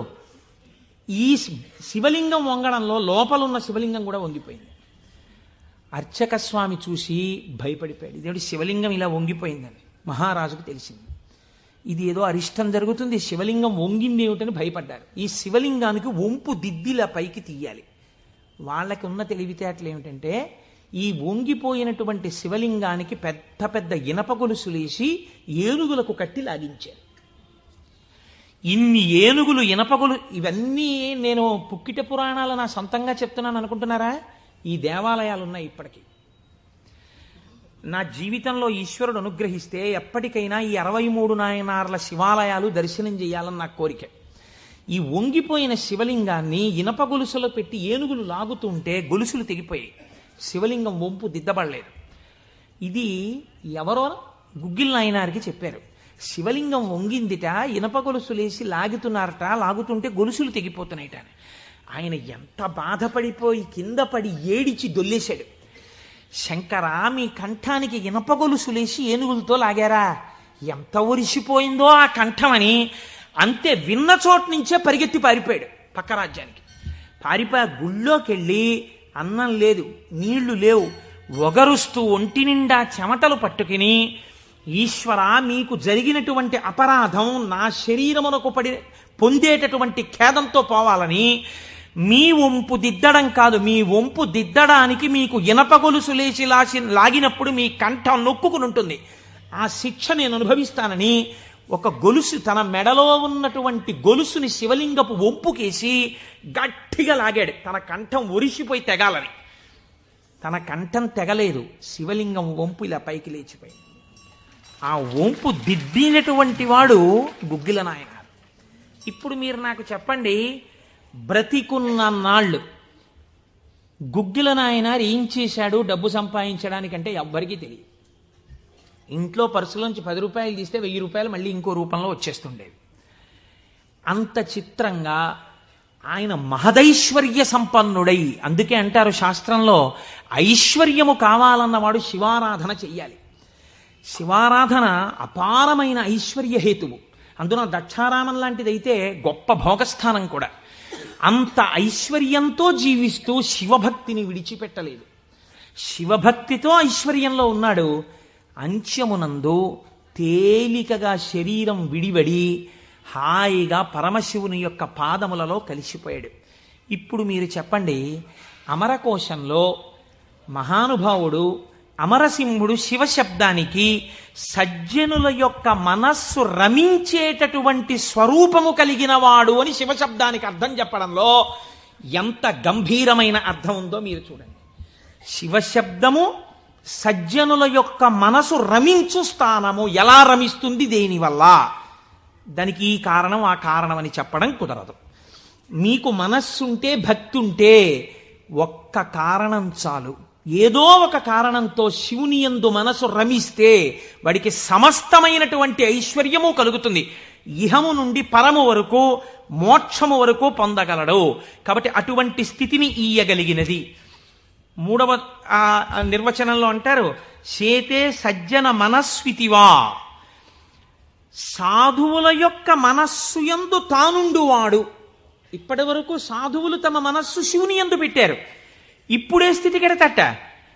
ఇదే భృంగీచ్ఛా నటనోత్కట కరిమదగ్రాహీ స్ఫురన్మాధవా లాదో నాదయుతో మహాసితవపు పంచేషు బాణాధృత సత్పక్షస్సు మనోవనేషు నపునః సాక్షాన్మదీయే మనోరాజీవే భ్రమరాధిపో విహరతాం శ్రీశైలవాసీ విభుః అని పిలుస్తారు శంకరాచార్యులు వారి శివానందలహరిలో. లోపల ఉండేటటువంటి హృదయ పద్మము పరిశుద్ధముగా భక్తి అన్న తేనెతో నిండి ఉంటే 2 గండు తుమ్మెదలు వస్తాయి. పార్వతీ పరమేశ్వరులనే గండు తుమ్మెదలు వచ్చి విహరిస్తుంటే అక్కడ తేనె కోసం. ఇప్పుడు ఎవరి మనస్సు నిరంతరము శివనామము పట్టుకుని రమించిపోతోందో, ఎవరు శృతి ప్రమాణము చేత పరవశించిపోతున్నారో అటువంటి వారి మనస్సు యందు పరమశివుడే వెళ్ళి చేరి ఉంటాడు. అంటే ఆయనే శివుడైపోయి ఉంటాడు. ఇది నోటితో చెప్తే చాలామంది అందుకుని ఉంటారు, కానీ నేను దీనికి కూడా ఒక ఉదాహరణ ఇచ్చే ప్రయత్నం చేస్తాను. చంద్రశేఖర పరమాచార్య స్వామి వారికి నడిచే దేవుడు అని పేరు. మహానుభావుడు, ప్రాతస్మరణీయులు. మొన్నట్నే మేము కంచి కామకోటి పీఠానికి వెళ్ళి స్వామివారి బృందావనం దగ్గర ప్రణిపాతం చేసి వచ్చాం. సమాధి అన్నమాట వాడరు పెద్దలు. సన్యసించినటువంటి వారిని సమాధి చేసిన చోట పైన తులసి కోట పెడితే బృందావని అని పిలవాలి. ఇది బృందావనం అండి, చంద్రశేఖర పరమాచార్య స్వామి వారి బృందావనం అనాలి. అలా కాకుండా సమాధి మీద శివలింగం ఉంటే బృందావనం అనకూడదు, అధిష్టానము అనాలి. ఇది రమణ మహర్షి యొక్క అధిష్టానం అండి అనాలి. రమణాశ్రమంలోకి వెళ్ళారనుకోండి, మీరు ఇది రమణ మహర్షి సమాధనో రమణ మహర్షి బృందావనమనో మీరు ఉచ్చరిస్తే మీ యందు దోషం పడుతుంది. అలా అనకూడదు. ఇది రమణుల అధిష్టానము అని పిలవాలి. ఎందుకంటే దాని మీద శివలింగం ఉంటుంది కనుక. అటువంటి బృందావనం చంద్రశేఖర పరమాచార్య స్వామి వారి బృందావనం దగ్గర మేము మొన్న ప్రణిపాతం చేసి వచ్చే అదృష్టాన్ని పరమాచార్య స్వామి మాకు అనుగ్రహించారు. పరమాచార్య స్వామి ఒక మాట చెప్పుకుంటూ ఉండేవారు. ఆయన అనేవారు, నాకు ఎప్పుడైనా చీకట్లో వెడుతున్నప్పుడు ఒక విగ్రహాన్ని చూస్తే నా బాధ్యత నాకు గుర్తొస్తుందనేవారు. ఇదండి రమించడం అంటే, ఇది శివుడంటే. మామూలుగా మాట్లాడడం, ఇలా ఉపన్యాసాలు చెప్పడం గొప్ప కాదు. రమించిన హృదయంలోంచి అటువంటి మాట రావడం ఆ వ్యక్తి యొక్క స్థితిని చూపిస్తుంది. పరమాచార్య నడిచి వెళ్ళిపోతుండేవారు. తెల్లవారుజామున 3 గంటలకి వారు నడిచి వెళ్ళిపోతున్నారు. ఒకసారి నడిచి వెళ్ళిపోతుంటే ఒక ఊరి మధ్యలో ఒక కోటు వేసుకున్నటువంటి ఒక వ్యక్తి, వాడెవరో ఒక రాజకీయ నాయకుడు, ఆయన యొక్క శిలా ప్రతిమ ఒకటి ఉంది. పరమాచార్య నిలబడి ఒక నవ్వు నవ్వారు. పరమాచార్య నవ్వారంటే దానిలో ఏదో అర్థం ఉంటుంది. ఆయనతో ఆనాడు అంతేవాసులై దగ్గరగా నడిచినటువంటి శిష్యులున్నారే, వారు అదృష్టవంతులు కనుక వారి దగ్గరగా వెళ్ళి నిలబడ్డారు. ఎందుకు నవ్వారు అని అడగరు కదా. వారు నవ్వి అన్నారు, దీన్ని చూస్తే నాకేం జ్ఞాపకం వస్తోందో తెలుసా, నా బాధ్యత జ్ఞాపకానికి వస్తోంది అన్నారు. అదేమిటండి, ఆ విగ్రహానికి మీకు సంబంధం ఏమిటి అనుకున్నారు విన్నవాళ్ళు. ఆయన అన్నారు, ఈ విగ్రహంలో ఉన్న వ్యక్తి తెల్లవారుజామున 3 గంటలకి ఇలాగే కోటేసుకుని నిలబడి ఉండేవాడా అని అడిగారు. అప్పుడు 3 కదా అయింది టైము. తెల్లవారుజామున 3 గంటలకి ఆ విగ్రహంలో ఉన్న వ్యక్తి ఎవరు ఉన్నాడో ఆయన అలా కోటేసుకుని నిలబడ్డ కదా. లేకపోతే బహుశా ఇప్పుడు మనం 3ంటికి చూసాం, ఈయన రాత్రి 1 గంటకు కూడా ఇలాగే కోటేసుకుని ఉండుంటాడు. అంటే రాత్రి 1 గంటకు కూడా ఈయన బతికున్న రోజుల్లో కోటేసుకుని ఉన్నాడా? లేడు. కానీ కోటేసుకున్నటువంటి వ్యక్తిని అందరూ చూశారు బయట. ఆయన బయటకు వచ్చినప్పుడు ఎక్కువగా కోటుతో బయటకు వచ్చేవాడు. కాబట్టి ఇప్పుడు ఆయన్ని చూడగానే రాత్రి చూసినా, పగలు చూసినా, ఉదయం చూసినా, సంధ్యవేళ చూసినా ఆయన జీవితంలో సాధించిన విషయాలు జ్ఞాపకానికి వచ్చి అందుకు ఆయనకి ఇటువంటి శిలాస్తూపం పెట్టారు అని జ్ఞాపకానికి వస్తుంది. నేనెవరో తెలుసా? పరమాచార్య చెప్పిన మాట. నేను కూడా ఇలా దండం పట్టుకుని కమండలం పట్టుకుని నడిచి వెళ్ళిపోతుంటే భారతదేశమునకు 4 చెరగుల మళ్లీ అవైదికమైన మతములు ప్రవేశించకుండా 4 పీఠములు పెట్టి చంద్రమౌళీశ్వరారాధన ఏర్పాటు చేసినటువంటి మహాపురుషుడైన శంకరాచార్య స్వామి వారి ప్రతిబింబంగా ఆ శిల తన జీవితాన్ని జ్ఞాపకం చేస్తే శంకరులని జ్ఞాపకం చేసి నడువడిని నేర్పడానికి ఈ రూపంతో మేం తిరుగుతున్నాం. మా నడువడి ఎంత జాగ్రత్తగా ఉండాలో చూడండి అని పరమాచార్య ఆ స్తూపాన్ని చూసి చెప్పుకున్నారు. ఎంత భక్తో చూడండి నిజంగా వారిది. వారు ఒకనాడు శ్రీశైలం వెళ్ళారు. వెళ్ళినప్పుడు హటకేశ్వరంలో శంకరాచార్య స్వామి వారు తపస్సు చేసినటువంటి ప్రదేశం ఉంది. వారు ఆ హటకేశ్వరం దగ్గరికి వెడుతూ ఆ తపస్సు చేసిన ప్రదేశం దగ్గరికి ఒక సంస్కృత పండితుడిని పిలిచి వారు సంస్కృతంలోనే మాట్లాడుతుండేవారు. ఆయన అన్నారు, చాలా కాలం మఠాన్ని నిర్వహించాను. 13 సంవత్సరాల ప్రాయంలో సన్యసించారు మహానుభావుడు. చాలా కాలం మఠాన్ని నిర్వహించాను. ఉత్తర పీఠాధిపతిని నిర్ణయించాను. జయేంద్ర సరస్వతి స్వామి వారిని ఉత్తర పీఠాధిపతిని చేశాను. ఆయనకి కావలసినటువంటి పరిణితి ఏర్పాటు చేశాను. నాతో పాటు ఎన్నో ప్రదేశాలకి తీసుకెళ్లాను. మఠ నిర్వహణ యందు ఆయనకి కావలసినటువంటి శక్తియుక్తులను గరపాను. ఇంకా ఎంతకాలం ఆ మఠ నిర్వహణ చేస్తూ ఉండను? శంకర భగవత్పాదాచార్య స్వామి ఏ హటకేశ్వరంలో తపస్సు చేశారో నేను ఇంకిక్కడ ఉండిపోయి ఈ హటకేశ్వరంలోనే తపస్సు చేస్తూ ఉండిపోతాను. చాలు, జయేంద్ర సరస్వతి చూస్తారు, మిగిలినటువంటి మఠ వ్యవహారాలన్నీ అన్నారు. పరమాచార్య నోటి వెంట ఒకసారి ఒక మాట వస్తే వెనక్కి తిప్పడం అంత తేలిక. ఆనాడు వారు హటకేశ్వరంలో ఉండిపోకుండా ఎంత మందో వెళ్ళి బతిమాలితే వారు మన ఆంధ్రదేశానికి వచ్చి పర్యటన చేశారు. ఆ సమయంలో చూడండి, ఎంత మఠాధిపత్యం ఉన్నా, శంకరాచార్య స్వామి వారి పరంపరాగతమైనటువంటి పీఠానికి ఆధిపత్యంలో ఉన్నా ఇలా అడుగు తీసి అడుగేస్తే జగద్గురు చంద్రశేఖర పరమాచార్య స్వామి వస్తున్నారని రోడ్లకి ఇరుపక్కల కొన్ని వేల మంది నిలబడి నమస్కారాలు చేసి నీరాజనాలు ఇచ్చినా వారికి దానికన్నా హటకేశ్వరంలో కూర్చుని శ్రీశైల మల్లికార్జునుడి గురించి తపస్సు చేసుకోవడం, జపం చేసుకోవడం ఇష్టంగా అనిపించింది. అంటే ఎన్ని ఉన్నా మనస్సు ఏది కోరింది? ఆ శివుణ్ణి కోరింది, గురువులైన శంకరాచార్యుల వారిని కోరింది. అలా కోరింది కాబట్టే ఈనాటికి వారు నడిచే దేవుడయ్యారు. అందుకే ఈ శివమహాపురాణం చిట్ట చివరిలో బహుశः ఆంధ్రదేశంలోనే కని విని ఎరుగని రీతిలో పార్వతీ కళ్యాణం మనం చెయ్యబోతున్నాం కాకినాడ పట్టణంలో. కాకినాడ పట్టణం సువర్ణాక్షరాలతో లిఖింపబడిందండి. మనం అందరం కలిసి ఇక్కడి నుంచి కొన్ని వేల కార్డులు పోస్ట్ చేశాం తరిగొండ వెంగమాంబ గారి గురించి. అది తిరుమల తిరుపతి దేవస్థానంలో నిస్సందేహంగా కదలిక తీసుకొచ్చింది. కె విశ్వనాథ్ గారిని పిలిచి సదస్సు నిర్వహించి నాకు పేపర్ కటింగ్స్ వచ్చాయి తిరుపతి నుంచి. తరిగొండ వెంగమాంబ గారి బృందావనాన్ని సందర్శనీయ స్థలంగా తిరుమల తిరుపతి దేవస్థానం మార్చబోతోంది. మనం చేసినటువంటి ఒక మంచి పనికి వేసిన విత్తనం మనకి పేపర్లు అక్కర్లేదు, మన పేర్లు వెయ్యక్కర్లేదు. ఆచార్య స్వామి అన్నారు, నువ్వనుకున్నట్టు అక్కడ కృష్ణాలయం రాదు, మహాగణపతి దేవాలయం రాబోతోంది, మహాగణపతి దేవాలయం వస్తుందన్నారు. ఏ గుడి వచ్చింది? మహాగణపతి దేవాలయం వచ్చింది. ఆయన శివుడైపోయారు. ఆయన నోటి వెంట వచ్చిన మాట నిజమైపోయేదంతే. ఆయన నిజం చెప్పడం కాదు, ఆయన చెప్పింది నిజం అవుతుంది. ఈ స్థితిని పొందడం, శివుడే ఆయన యందున్నాడు, తాను శివుడై ఉన్నాడు, ఎన్ని మెట్లెక్కుతున్నాడో చూడండి. ఇది తురీయ అవస్థ, 4వ అవస్థకి వెళ్ళిపోతారు. అందుకే పీఠాధిపతులు కనబడితే 4 నమస్కారాలు, తల్లిదండ్రులు కనబడితే 1 నమస్కారం, ఈశ్వరాలయంలో 3 నమస్కారాలు శాస్త్రం విధించింది. అది ఎందుకు చేయాలి, ఏ కారణమేమి, రేపటి రోజు నేను దాన్ని అనుసంధానం చేసే ప్రయత్నం చేస్తాను. అది కూడా శివ సంబంధమైన విషయమే అంతర్గతంగా వస్తుంది మీకు. కాబట్టి చూడండి, అందుచేత చేతే సజ్జన మనస్వితివా, సాధువుల యొక్క మనస్సులు తన యొక్క స్థానముగా చేరి ఉన్నవాడెవరో ఆయనకి శివ అని పేరు. అంటే అంత సులభుడై ఉన్నవాడు. శివం కళ్యాణం తద్యోగాద్వా. శివ అన్న శబ్దానికి అర్థమేమి? శుభము, భద్రము, శోభనము, మంగళము, కళ్యాణము, శ్రేయస్సు, వీటిని శివ అని పిలుస్తారు. ఇవన్నీ పర్యాయ పదాలు, కొద్ది తేడాలతో. మీ ఇంటికి ఒక మంగళం జరగాలనుకోండి, అంటే ఉదాహరణకి పుట్టిన వాళ్ళు పుట్టినట్టే ఉండిపోవాలని మనం కోరుకోం కదా. నాకో 2 బిడ్డలుంటే వాళ్ళు పెరిగి పెద్దవాళ్ళు అయిన తర్వాత నాకో కోడలు అల్లుడు రావాలని ఉంటుంది. అలా కలయనాయనారు రోజు ఇంత గుగ్గిలం పట్టుకొచ్చి ఆ గుగ్గిలం వెలిగించి గుగ్గిలం ధూపం వేసేవాడు. ఆ ధూపం అంతా పూజ గదంతా నిండిపోతే అందులో కూర్చుని మార్కండేయుడు ఇలాగే వాసన పీల్చి ఉండి ఉంటాడు. ఆనాడు అర్జునుడు గబగబా వెళ్ళి తన గాంధీవం ఎత్తి కొడుతున్నప్పుడు శివుడి దగ్గరికి వెళ్ళినప్పుడు వాసనలు ఇలాగే వచ్చి ఉంటాయి అని ఆ వాసనలు పీలుస్తూ కళ్ళు మూసేసుకుని, ఇవే శంకరుడి శరీరంలోంచి వస్తున్న వాసనలు, ఇక్కడే శివుడు ఉన్నాడని రోమాంచితం అయిపోయి పరవశించిపోతూ సమాధి స్థితిలోకి వెళ్ళిపోయేలా ఉండిపోతుండేవాడు ఆయన. మీరు చూడండి, భగవంతుణ్ణి పట్టుకోవాలనుకున్నవాడు, ఏమంటే మాకు పూజ కుదరట్లేదండి, మాకు ఈ స్తోత్రం రావట్లేదండి అంటాం మనం. మన బతుకంతా ఎక్కడ ఆగిపోతుందంటే దీపంలో 2 ఒత్తులు వేయాలా, 1 ఒత్తి వేయాలా. నిజంగా తరించిపోయిన వాళ్ళు తరించిపోవడానికి ఎన్ని మార్గాలు వెతుక్కున్నారో చూడండి. ఆయన సువాసనలు పీలుస్తూ రమించిపోయాడు.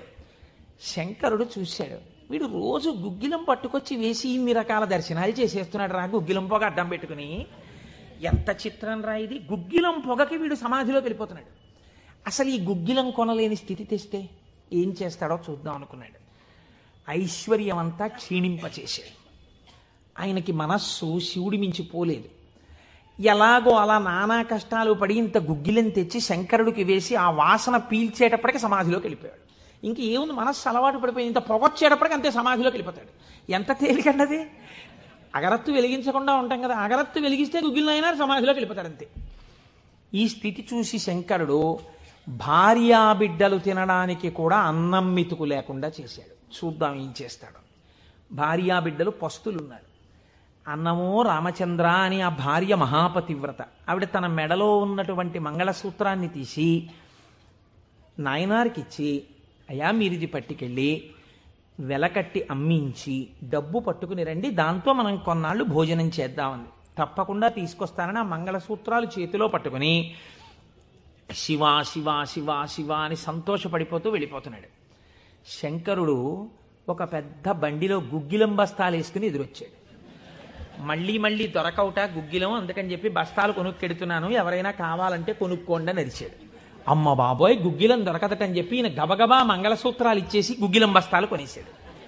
పోనీ గుగ్గిలం దొరకదంటున్నారు, ఇంటికి పట్టుకెళ్ళి ఈ గుగ్గిలాన్ని దాచుకుని రోజు ఇంతంత వేద్దాం అనుకున్నాడా? నిజంగా నాడు శంకరుడు వస్తుంటే సుగంధిం పుష్టివర్ధనం, ఇదొక్కటే ఆయన సమాధికి కారణం. ఇంత గుగ్గిలం వెలిగించి మధ్యలో కూర్చుంటే అసలు నిజంగా శంకరుడు విరాట్ రూపంతో వచ్చేసినట్టు ఉండదు. కాబట్టి ఈ గుగ్గిలం అంతా వెలిగించేస్తానన్నాడు. ఇంట్లో వెలిగించేస్తే బాగుండదు, పొగలు వచ్చేస్తాయి.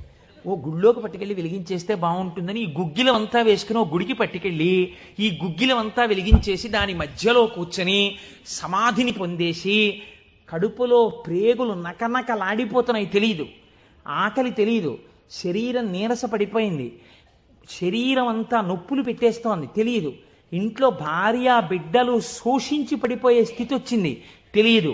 ఆ పొగ మధ్యలో సమాధి స్థితిని పొందాడు. ఇప్పుడు నా భాషలో చెప్పాలంటే భగవంతుడు ఓడిపోయాడు. పరీక్ష పెట్టగలడా? ఏం పరీక్ష పెడతాడు? కాబట్టి చూడలేకపోయాడు ఆయన. అమ్మ బాబోయ్, ఇదెక్కడ భక్తి రాని గబగబా కుబేరుణ్ణి పిలిచాడు. కుబేరా, ఇలా నా పక్కన ఎన్నాళ్ళు నించుంటావు, నాకేం అవసరం లేదు. అడిగో మహానుభావుడు చూసావా, గుగ్గిలం పొగ మధ్యలో కూర్చున్నాడు, పెళ్ళం మంగళసూత్రాలు అమ్మేసి.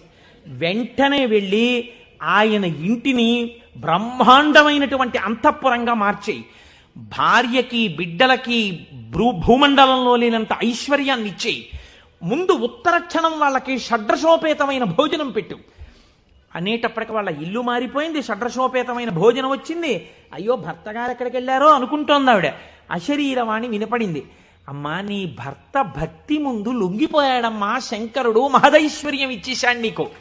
ఆయనో అన్నం తిందామన్న ఆలోచన లేదు, ఆ గుగ్గిలం పొగలో కూర్చునున్నాడు. ఇలాగా కూర్చునుంటే ఇప్పుడు ఎవరు మాట్లాడాలి? ఒరే నాన్న అన్నం తినరా అని.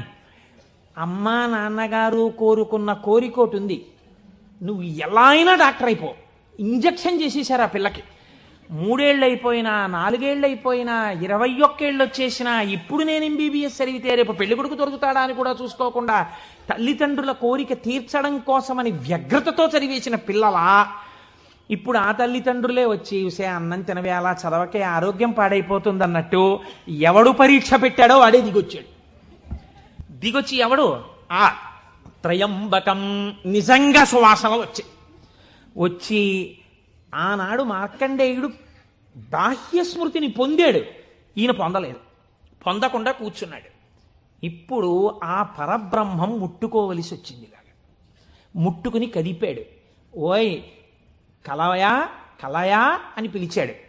పిలిస్తే ఆయన గభాలన బాహ్య స్మృతిని పొంది అబ్బా శంకరుడు వచ్చేసాడన్నాడు. నిజంగా కనపడితే ఇలా అరుపులు కేకలు ఉండవు.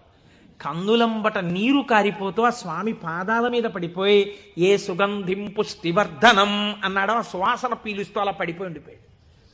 శంకరుడు భుజాలు పట్టుకుని లేపి, ఒరే నాన్న, నువ్వు ఇంటికి వెళ్ళింత అన్నం తినరా, నా కడుపు నిండుతుంది, తొందరగా బయలుదేరరా నాయన, ఇక్కడ ఎన్ని నైవేద్యాలు పెట్టినా నాకు వంట పట్టట్లేదురా, నువ్వు ఇలా పడిపోతే తొందరగా వెళ్ళరా బాబు, నీకు ఎక్కడ లేని ఐశ్వర్యం ఇచ్చేశాను, కావలసినంత గుగ్గిలం వేసాయి, ముందు వెళ్ళి అన్నం తినన్నాడు.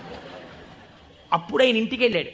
ఇంటికెళ్ళి షడ్రశోపేతమైనటువంటి భోజనాన్ని నాయనార్ స్వీకరించాడు. దీన్ని గుగ్గిల నాయనార్ అంటారు పెరియ పురాణంలో. ఎందుకంటే శివపురాణం చెప్పుకుంటూ నాయనార్ల చరిత్రని అనుసంధానం చేసి ఉత్తరాయణ పుణ్యకాలంలో నాయనార్ల గురించి వింటే పార్వతీ సహితుడైనటువంటి ఆ పరమశివుడు పొంగిపోయి పరవశించిపోతాడు.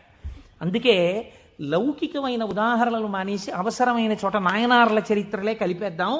ఇలా 63 మంది నాయనార్ల గురించి నేను చెప్పగలిగితే నా జన్మధన్యం అయిపోతుంది అని ఒక నాయనార్ని కలిపాను ఇవాళ. కనుక ఒకనాడు ఒక విచిత్రం జరిగింది. భక్తి అంటే ఎంత చిత్రంగా ఉంటుందో చూడండి. ఈ గుగ్గిల నాయనార్ జీవితంలోనే ఆ పక్కనే ఉన్నటువంటి రాజ్యంలో ఒక శివలింగం ఒకటి ఉంది. ఆ శివలింగం మొన్నను మేము కంచి వెళ్ళాం. కంచి వెళ్ళినప్పుడు శివలింగం ఇలా ఉంటుంది, గొట్టంలాగా కింద వెడల్పుగా ఉంటుంది, పైకి వెళ్ళే కొద్దీ సన్నగా ఉంటుంది. అటువంటి శివలింగం ఒకటి బాగా ఎత్తుగా ఉన్నటువంటి పీఠం మీద ఉంది. ఒక చిన్న పిల్ల ఆ శివలింగం దగ్గరికి వెళ్ళింది. అరమరిక తెలియని పిల్ల. ఆ పిల్ల వెళ్ళి చేతిలో ఒక తుమ్మి పువ్వు పట్టుకుని వెయ్యాలనుకుంది. ఆ ఆ పీఠం పట్టుకుంది, ఎగిరింది, ఎక్కింది, అందలేదు. ఆ పిల్ల ఏడుపు మొదలెట్టి శివా శివా నువ్వు నాకు అందట్లేదు, పువ్వు ఎలా వేయనంది. శంకరుడు ఆ భక్తికి పరవశించిపోయాడు. ఇది భగవంతుడు దేనికి కట్టుబడతాడు? ఆ భక్తికి కట్టుబడతాడు. వెంటనే ఇలా ఉన్న శివలింగం ఇలా వంగిపోతే ఆ పిల్లకేం తెలుసు? శివలింగం వంగిపోయింది నా కోసం, అది చిన్నపిల్ల. పొంగిపోయి తప్పట్లు కొట్టేసి కాసేపు ఆడేసి 2 పువ్వులు వేసేసి వెళ్ళిపోయింది ఆ పిల్ల.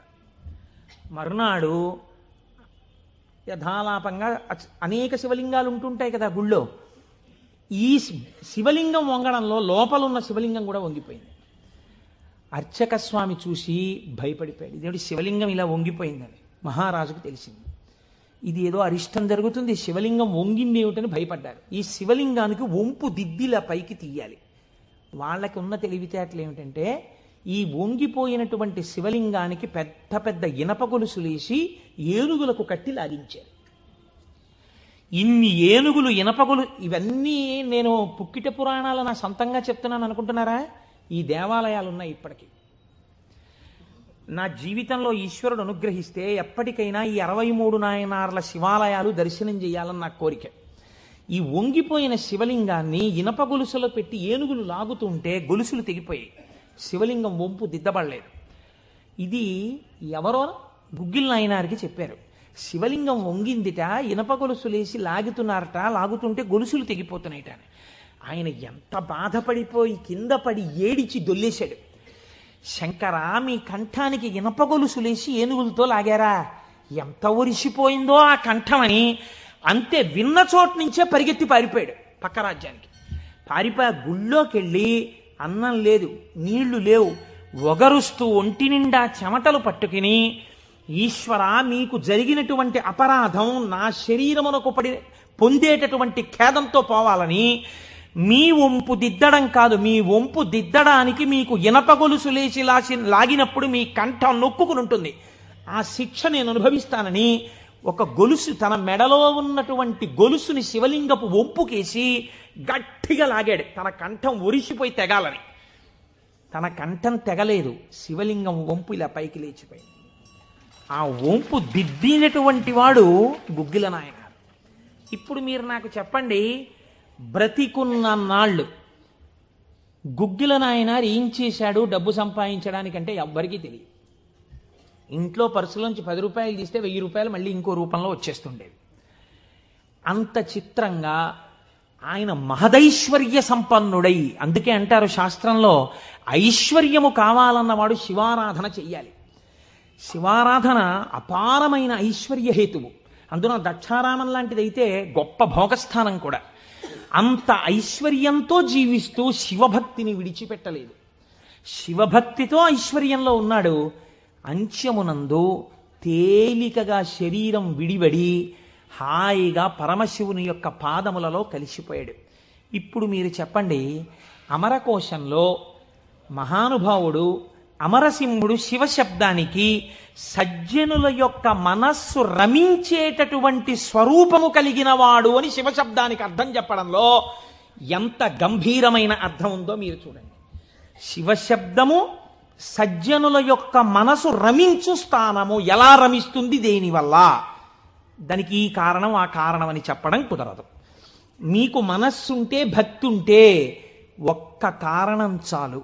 ఏదో ఒక కారణంతో శివుని యందు మనసు రమిస్తే వాడికి సమస్తమైనటువంటి ఐశ్వర్యము కలుగుతుంది. ఇహము నుండి పరము వరకు, మోక్షము వరకు పొందగలడు.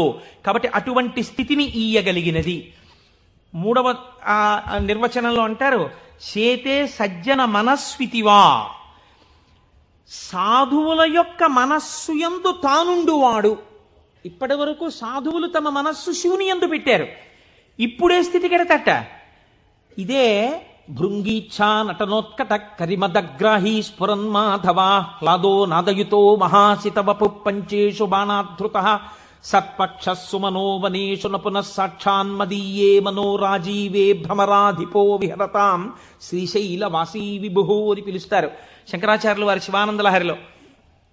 లోపల ఉండేటటువంటి హృదయ పద్మము పరిశుద్ధముగా భక్తి అన్న తేనెతో నిండి ఉంటే 2 గండు తుమ్మెదలు వస్తాయి. పార్వతీ పరమేశ్వరులనే గండు తుమ్మెదలు వచ్చి విహరిస్తుంటే అక్కడ తేనె కోసం. ఇప్పుడు ఎవరి మనస్సు నిరంతరము శివనామము పట్టుకుని రమించిపోతోందో, ఎవరు శృతి ప్రమాణము చేత పరవశించిపోతున్నారో అటువంటి వారి మనస్సు యందు పరమశివుడే వెళ్ళి చేరి ఉంటాడు. అంటే ఆయనే శివుడైపోయి ఉంటాడు. ఇది నోటితో చెప్తే చాలా మంది అందుకుని ఉంటారు. కానీ నేను దీనికి కూడా ఒక ఉదాహరణ ఇచ్చే ప్రయత్నం చేస్తాను. చంద్రశేఖర పరమాచార్య స్వామి వారికి నడిచే దేవుడు అని పేరు. మహానుభావుడు, ప్రాతస్మరణీయులు. మొన్నట్నే మేము కంచి కామకోటి పీఠానికి వెళ్ళి స్వామివారి బృందావనం దగ్గర ప్రణిపాతం చేసి వచ్చాం. ఆ సమాధి అన్నమాట వాడరు పెద్దలు సన్యసించినటువంటి వారిని సమాధి చేసిన చోట పైన తులసి కోట పెడితే బృందావనం అని పిలవాలి. ఇది బృందావనం అండి, చంద్రశేఖర పరమాచార్య స్వామి వారి బృందావనం అనాలి. అలా కాకుండా సమాధి మీద శివలింగం ఉంటే బృందావనం అనకూడదు, అధిష్టానము అనాలి. ఇది రమణ మహర్షి యొక్క అధిష్టానం అండి అనాలి. రమణాశ్రమంలోకి వెళ్ళారనుకోండి, మీరు ఇది రమణ మహర్షి సమాధనో రమణ మహర్షి బృందావనమనో మీరు ఉచ్చరిస్తే మీ యందు దోషం పడుతుంది. అలా అనకూడదు. ఇది రమణుల అధిష్టానము అని పిలవాలి. ఎందుకంటే దాని మీద శివలింగం ఉంటుంది కనుక. అటువంటి బృందావనం చంద్రశేఖర పరమాచార్య స్వామి వారి బృందావనం దగ్గర మేము మొన్న ప్రణిపాతం చేసి వచ్చే అదృష్టాన్ని పరమాచార్య స్వామి మాకు అనుగ్రహించారు. పరమాచార్య స్వామి ఒక మాట చెప్పుకుంటూ ఉండేవారు. ఆయన అనేవారు, నాకు ఎప్పుడైనా చీకట్లో వెడుతున్నప్పుడు ఒక విగ్రహాన్ని చూస్తే నా బాధ్యత నాకు గుర్తొస్తుందనేవారు. ఇదండి రమించడం అంటే, ఇది శివుడంటే. మామూలుగా మాట్లాడడం, ఇలా ఉపన్యాసాలు చెప్పడం గొప్ప కాదు. రమించిన హృదయంలోంచి అటువంటి మాట రావడం ఆ వ్యక్తి యొక్క స్థితిని చూపిస్తుంది. పరమాచార్య నడిచి వెళ్ళిపోతుండేవారు. తెల్లవారుజామున 3 గంటలకి వారు నడిచి వెళ్ళిపోతున్నారు. ఒకసారి నడిచి వెళ్ళిపోతుంటే ఒక ఊరి మధ్యలో ఒక కోటు వేసుకున్నటువంటి ఒక వ్యక్తి, వాడెవరో ఒక రాజకీయ నాయకుడు, ఆయన యొక్క శిలా ప్రతిమ ఒకటి ఉంది. పరమాచార్య నిలబడి ఒక నవ్వు నవ్వారు. పరమాచార్య నవ్వారంటే దానిలో ఏదో అర్థం ఉంటుంది. ఆయనతో ఆనాడు అంతేవాసులై దగ్గరగా నడిచినటువంటి శిష్యులున్నారే, వారు అదృష్టవంతులు కనుక వారు దగ్గరగా వెళ్ళి నిలబడ్డారు. ఎందుకు నవ్వారు అని అడగరు కదా.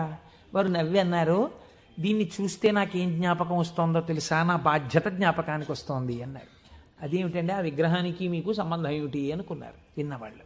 ఆయన అన్నారు, ఈ విగ్రహంలో ఉన్న వ్యక్తి తెల్లవారుజామున 3 గంటలకి ఇలాగే కోటేసుకుని నిలబడి ఉండేవాడా అని అడిగారు. అప్పుడు 3 కదా అయింది టైము. తెల్లవారుజామున 3 గంటలకి ఆ విగ్రహంలో ఉన్న వ్యక్తి ఎవరు ఉన్నాడో ఆయన అలా కోటేసుకుని నిలబడ్డ కదా. లేకపోతే బహుశా ఇప్పుడు మనం 3ంటికి చూసాం, ఈయన రాత్రి 1 గంటకు కూడా ఇలాగే కోటేసుకుని ఉండుంటాడు. అంటే రాత్రి 1 గంటకు కూడా ఈయన బతికున్న రోజుల్లో కోటేసుకుని ఉన్నాడా? లేడు. కానీ కోటేసుకున్నటువంటి వ్యక్తిని అందరూ చూశారు బయట. ఆయన బయటికి వచ్చినప్పుడు ఎక్కువగా కోటుతో బయటికి వచ్చేవాడు. కాబట్టి ఇప్పుడు ఆయన్ని చూడగానే రాత్రి చూసినా, పగలు చూసినా, ఉదయం చూసినా, సంధ్యవేళ చూసినా ఆయన జీవితంలో సాధించిన విషయాలు జ్ఞాపకానికి వచ్చి, అందుకు ఆయనకి ఇటువంటి శిలాస్తూపం పెట్టారు అని జ్ఞాపకానికి వస్తుంది. నేనెవరో తెలుసా? పరమాచార్య చెప్పిన మాట. నేను కూడా ఇలా దండం పట్టుకుని, కమండలం పట్టుకుని నడిచి వెళ్ళిపోతుంటే భారతదేశమునకు 4 చెరగుల మళ్లీ అవైదికమైన మతములు ప్రవేశించకుండా 4 పీఠములు పెట్టి చంద్రమౌళీశ్వరారాధన ఏర్పాటు చేసినటువంటి మహాపురుషుడైన శంకరాచార్య స్వామి వారి ప్రతిబింబంగా ఆ శిల తన జీవితాన్ని జ్ఞాపకం చేస్తే, శంకరులని జ్ఞాపకం చేసి నడుబడిని నేర్పడానికి ఈ రూపంతో మేం తిరుగుతున్నాం. మా నడుబడి ఎంత జాగ్రత్తగా ఉండాలో చూడండి అని పరమాచార్య ఆ స్తూపాన్ని చూసి చెప్పుకున్నారు. ఎంత భక్తో చూడండి నిజంగా వారిది. వారు ఒకనాడు శ్రీశైలం వెళ్ళారు. వెళ్ళినప్పుడు హటకేశ్వరంలో శంకరాచార్య స్వామి వారు తపస్సు చేసినటువంటి ప్రదేశం ఉంది. వారు ఆ హటకేశ్వరం దగ్గరికి వెడుతూ ఆ తపస్సు చేసిన ప్రదేశం దగ్గరికి ఒక సంస్కృత పండితుడిని పిలిచి వారు సంస్కృతంలోనే మాట్లాడుతుండేవారు. ఆయన అన్నారు, చాలా కాలం మఠాన్ని నిర్వహించాను. 13 సంవత్సరాల ప్రాయంలో సన్యసించారు మహానుభావుడు. చాలా కాలం మఠాన్ని నిర్వహించాను. ఉత్తర పీఠాధిపతిని నిర్వహించాను. జయేంద్ర సరస్వతి స్వామి వారిని ఉత్తర పీఠాధిపతిని చేశాను. ఆయనకి కావలసినటువంటి పరిణితి ఏర్పాటు చేశాను. నాతో పాటు ఎన్నో ప్రదేశాలకి తీసుకెళ్లాను. మఠ నిర్వహణ యందు ఆయనకి కావలసినటువంటి శక్తియుక్తులను గరపాను. ఇంకా ఎంతకాలం ఆ మఠ నిర్వహణ చేస్తూ ఉండను? శంకర భగవత్పాదాచార్య స్వామి ఏ హటకేశ్వరంలో తపస్సు చేశారో నేను ఇంకిక్కడ ఉండిపోయి ఈ హటకేశ్వరంలోనే తపస్సు చేస్తూ ఉండిపోతాను, చాలు జయేంద్ర సరస్వతి చూస్తారు, మిగిలినటువంటి మఠ వ్యవహారాలన్నీ అన్నారు.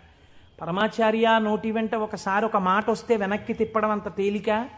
ఆనాడు వారు హటకేశ్వరంలో ఉండిపోకుండా ఎంత మందో వెళ్ళి బతిమాలితే వారు మన ఆంధ్రదేశానికి వచ్చి పర్యటన చేశారు. ఆ సమయంలో చూడండి, ఎంత మఠాధిపత్యం ఉన్నా, శంకరాచార్య స్వామి వారి పరంపరాగతమైనటువంటి పీఠానికి ఆధిపత్యంలో ఉన్నా, ఇలా అడుగు తీసి అడుగేస్తే జగద్గురు చంద్రశేఖర పరమాచార్య స్వామి వస్తున్నారని రోడ్లకి ఇరుపక్కల కొన్ని వేల మంది నిలబడి నమస్కారాలు చేసి నీరాజనాలు ఇచ్చినా వారికి దానికన్నా హటకేశ్వరంలో కూర్చుని శ్రీశైల మల్లికార్జునుడి గురించి తపస్సు చేసుకోవడం, జపం చేసుకోవడం ఇష్టంగా అనిపించింది. అంటే ఎన్ని ఉన్నా మనస్సు ఏది కోరింది? ఆ శివుణ్ణి కోరింది, గురువులైన శంకరాచార్యుల వారిని కోరింది. అలా కోరింది కాబట్టే ఈనాటికి వారు నడిచే దేవుడయ్యారు. అందుకే ఈ శివమహాపురాణం చిట్ట చివరిలో బహుశः ఆంధ్రదేశంలోనే కని విని ఎరుగని రీతిలో పార్వతీ కళ్యాణం మనం చెయ్యబోతున్నాం కాకినాడ పట్టణంలో. కాకినాడ పట్టణం సువర్ణాక్షరాలతో లిఖింపబడిందండి. మనం అందరం కలిసి ఇక్కడి నుంచి కొన్ని వేల కార్డులు పోస్ట్ చేశాం తరిగొండ వెంగమాంబ గారి గురించి. అది తిరుమల తిరుపతి దేవస్థానంలో నిస్సందేహంగా కదలిక తీసుకొచ్చింది. కె విశ్వనాథ్ గారిని పిలిచి సదస్సు నిర్వహించి నాకు పేపర్ కటింగ్స్ వచ్చాయి తిరుపతి నుంచి. తరిగొండ వెంగమాంబ గారి బృందావనాన్ని సందర్శనీయ స్థలంగా తిరుమల తిరుపతి దేవస్థానం మార్చబోతోంది. మనం చేసినటువంటి ఒక మంచి పనికి వేసిన విత్తనం మనకి పేపర్లు అక్కర్లేదు, మన పేర్లు వెయ్యక్కర్లేదో, ఎవడి నామస్మరణ వలన కేవలము శుభమే జరుగుతుందో వాడిని శివ అని పిలిచారు. మీకు నేను ఒక దేవాలయ ప్రాంగణంలో శివమహాపురాణ ప్రవచన సందర్భంలో మీకు ఒక విషయం విజ్ఞాపన చేస్తున్నాను. ఇది పరమసత్యం, అబద్ధాలు చెప్పుకోవలసిన దౌర్భాగ్యం నాకు లేదు. బహుశः మా దొరగారికి ఒక్కరికి తెలిసేమో, ఆయన నాకు పేరు జ్ఞాపకంలో లేదు. ఈ ఊళ్ళోనే ఒక వ్యక్తి ఉండేవారు. ఆయన ఒకసారి నా దగ్గరికి వచ్చి, అంటే నా ఉద్దేశం ఇలాంటి బాధల్లో ఉన్న వాళ్ళందరినీ మా ఇంటికి వచ్చేసి నన్ను అడగమని కాదు. ఆయన ఒకసారి మా ఇంటికి వచ్చి ఒక్కసారి మీకు నమస్కారం చేసి వెళ్ళిపోతానని చాలా వ్యగ్రతతో అన్నాడు. అంటే నేను ఆఫీస్కి వెళ్ళిపోతున్నానండి, టైం అయిపోతుంది, ఇప్పుడు నమస్కారం పెట్టి మాట్లాడడం ఎందుకు? అక్కర్లేదు, నేనేం మాట్లాడను, ఒకసారి నమస్కారం చేసి వెళ్ళిపోతానని. సరే చెయ్యండి, కానీ అది మీరు నమస్కారం చేస్తానన్నట్టు లేదు, ఒక్కసారి మిమ్మల్ని కొడతానన్నట్టుంది. ఎందుకంత భావన వ్యగ్రత అన్న అంటే, ఇవాళే నా జీవితానికి చిట్ట చివరి రోజు, నేను ఆత్మహత్య చేసుకోబోతున్నాను. నా మనస్సులో ఎప్పుడైనా శాంతి కలిగితే మీ ఉపన్యాసాల్లోనే కలిగేది. అందుకని మీకు ఒక్కసారి నమస్కారం చేసి ఆత్మహత్య చేసుకుందామని వచ్చాను. మీకు ఒక్కరికే చెప్తున్నాను, మీరు ఎవరికీ చెప్పకండి, సాయంకాలానికి నేను ఉండను అన్నది. నేను హడిలిపోయిన ఇది నాకు చెప్పాడు బాబని, అది నేను తర్వాత ఎడతాను ఆఫీస్కి, అవసరమైతే హాఫ్ డే సీఎల్ ఎడతాను, కూర్చోండి అని కూర్చోబెట్టాను. అంటే బాబా ఇలా మా ఇంటికి వచ్చేయమని కాలుష్యమండి. కాబట్టి కూర్చుంటే ఏమి మీకు ఎందుకు కలిగింది బాధ? ఆయన ఏదో పాపం చాలా చెప్పుకొచ్చాడు ఏడుస్తూ. నేనన్నా సరే ఒక పని చేయండి, ఆఖరి ప్రయత్నం చేయండి, మీరు దీక్షగా 42 రోజులు శివాలయానికి ఎవ్వరికీ చెప్పద్దు, ప్రదోష వేళలో వెళ్ళి శివ ప్రదక్షిణం చేసి మీరు ఏమీ చెప్పకండి, మీరు చెప్పగలిగినంతసేపు శివాలయం అరుగు మీద కూర్చుని శివ శివ శివ శివ శివ శివ ఇదొకటే. ఒక 42 రోజులు ఈ దరిద్రాన్ని, మీ కష్టాల్ని అనుభవించి చూడండి అన్నారు. మీరు నమ్ముతారా? ఆ వ్యక్తి నా దగ్గరికి వచ్చి, నా జీవితంలో ఆశించని రీతిలో నా జీవితానికి ఒక కొత్త మలుపు తిరిగిందండి, నేను వరంగల్ వెళ్ళిపోతున్నాను, నేను సెటిల్ అయిపోతున్నానని చెప్పాడు. ఆ వ్యక్తే నాకు ఈ మధ్యనే మళ్ళీ ఫోన్ చేసి, కోటేశ్వరారు ఇప్పుడు నేను ఎంత ఆనందంగా ఉన్నానోనండి, ఒక్కసారి మీరేమైనా వరంగల్ వస్తారేమిటండి ఉపన్యాసాలకి, మీ దర్శనానికి వద్దాం అనుకుంటున్నాను, నేను కూడా కాకినాడ అన్నాడు. అయ్యా మీరు ఎప్పుడైనా కాకినాడ ఇప్పుడు అక్కర్లేదు, ఇప్పుడో తర్వాత వద్దురు కానీ, నేను వరంగల్ ఇప్పుడు మాత్రం రావట్లేదు, నేను వరంగల్ వస్తే చెప్తాను, అప్పుడు మీరు నా దగ్గరికి వద్దురు కానీ తప్పకుండా దర్శనానికి అన్నాడు. కళ్యాణి అందులో అంటారే, ఏతి జీవంతిమానందో నరం వర్ష శతాదపి అంటుంది సుందరకాండ. 100 ఏళ్ళు బతికిన వాడు శుభాన్ని చూస్తాడు. అందుకే తొందరపడి ఏదో సమస్య ఉందని ఆత్మహత్యలు చేసేసుకుంటాం, ఇలాంటి మాటలు అనకూడదు. కాబట్టి చూడండి, శివుడు ఉద్ధరించగలడు అనడానికి ప్రత్యక్ష ప్రమాణం మనకే ఉంది కదా. శివం అంటే మంగళం, శోభనం, శ్రేయస్సు, కళ్యాణం. ఏ శుభము నీకు కావాలన్నా శివానుగ్రహముగానే వస్తుంది. శివానుగ్రహము కలిగితే నీ ఇంట సర్వమంగళములు జరుగుతాయి. అందుకే శంకర భగవత్పాదాచార్య స్వామి శివానంద లహరిలో ఒక మాట అంటారు, అసలు శివ నిన్ను చూసి ఏదేదో అనుకుంటుంటారు. అసలు నీ స్వరూపం ఒక్కసారి ఆలోచించు. కరస్తే హేమాద్రౌ గిరిశ నికటస్తే ధనపతౌ గృహస్థే స్వర్భూజామరసురభి చింతామణిగణే శిరస్థే సీతాంశౌ చరణయుగళస్తే అఖిల శుభౌ కమర్థం దాస్యేహం భవతు భవదర్థం మమ మనః అంటారు. శంకర, నాకు శుభం ఈయన అడగడానికి నీకు నేనేమి ఇచ్చివను? కరస్తే హేమాద్రౌ, ఒక చేతిలో నువ్వు మేరు పర్వతం బంగారు కొండ పట్టుకున్నావు, బంగారు కొండే నీకుంది, ఇంకేమివ్వను? గిరిశ నికటస్తే ధనపతౌ, గిరిశ ఓ శంకర, నీ పక్కన నవనిధులకు అధిపతి అయిన కుబేరుడు ఇలా నిలబడ్డాడు. నువ్వు ఎప్పుడు కుబేరా కొంచెం ఏమైనా 2 రూపాయలనేంటి అనలేదు. ఆయనే ఎప్పుడు ఏమైనా అడుగుతావేమోనని ఇలా నిలబడ్డా ఆయన కోరిక తీరలేదు. గిరిశ నికటస్తే ధనపతౌ, కుబేరుడు నీ పక్కన ఉన్నాడు. గృహస్థే స్వర్భూజామరసురభి చింతామణిగణే, నీ ఇంట కల్పవృక్షాలు, కామధేనువులు, చింతామణులు రాసులు పోసి ఉన్నాయి. ఎన్ని కామధేనువులో, ఎన్ని కల్పవృక్షాలో, చింతామణులతో గోడలు కట్టారు నీ ఇంట్లో. పోన్లేవయ్యా, ఇవన్నీ ఉన్నాయి కానీ నీకేదో మోక్షం ఇస్తాను, నీకేమైనా అనారోగ్యం వస్తే తగ్గిస్తానడానికి నీ యొక్క శిరస్సు మీద సీతాంశు చంద్రబింబం ఉంది, చంద్రరేఖ ఉంది, కాబట్టి మోక్షం ఇచ్చే అధికారం నీకుంది. ఇంకా నీకు నేనేమివ్వను? నాది నాది అన్నది ఒక్కటి ఉంది నా దగ్గర, నీది కాదని నా దగ్గర ఉన్నది అన్నది ఏమిటో తెలుసా? కమర్థం దాస్యేహం భవతు భవదర్థం మమ మనః. నాది అని అస్తమానం నన్ను బంధనంలో పడేసే ఈ మనస్సు నీకు ఇచ్చేస్తా, బుచ్చేసుకో. ఏదో రకంగా ఆయన పాదాల దగ్గర చేరడానికి శంకరాచార్యులు వారు మన కోసం చేసినటువంటి శ్లోకం కమర్థం దాస్యేహం భవతు భవదర్థం మమ మనః. మమ అన్న చోట నేను అన్న శబ్దం శంకరాచార్యుల వారి కోసం అండి, ఆయన అపరశంకరుడు, మన కోసం. ఇది జగద్గురువుల యొక్క కారుణ్యం. కనుక అటువంటి శంకరుడికి మీరేమి ఇవ్వాలి? మీరేమి ఇవ్వక్కర్లేదు, కానీ మీరు ఇలా నమస్కరిస్తే చాలు, ఒక్కసారి శివ అంటే చాలు, ఆయన పొంగిపోతాడు. అందుకు కదా మనం ప్రదోష వేళలో ఉపన్యాసం మొదలు పెట్టే ముందు శివాష్టోత్తర శతనామ స్తోత్రాన్ని ఒక్కసారి అనుసంధానం చెయ్యాలి అని మనం అనుకుంటున్నాం. మీరు చూడండి, నేను ఇక్కడ మీకు ఒక గంభీరమైనటువంటి విషయాన్ని వాళ్ళ ప్రస్తావన చెయ్యాలి అని అనుకుంటున్నాను. ఆనందం వస్తే కళ్ళజోడు తీసేస్తూ ఉండడం, మళ్ళీ పెట్టుకు చూసుకుంటూ ఉండడం. బాగుందండి మీరు చెప్పింది, శంకరుడు అంతటి గొప్పవాడే, ఇంతవరకు బాగుంది. కానీ ఇలా ఆయన ఎప్పుడూ మా కంటితో మేము చూడని రూపంలో ఉండడమేనా, లేకపోతే మాకు ఇంతకన్నా ఏమైనా గొప్ప ఉపకారం చేశారా? కళ్యాణం, భద్రం, శ్రేయం, శోభనం, శుభం, వీటన్నింటికీ అర్థం కేవలం శుభాలు చేసుకోవడం, పెళ్లిళ్ళు చేసుకోవడం, బూరులు తింటూ ఉండడం, గారులు తింటూ ఉండడం, ఇవేనా? ఇంకేమైనా చెప్పారా శంకరుడు?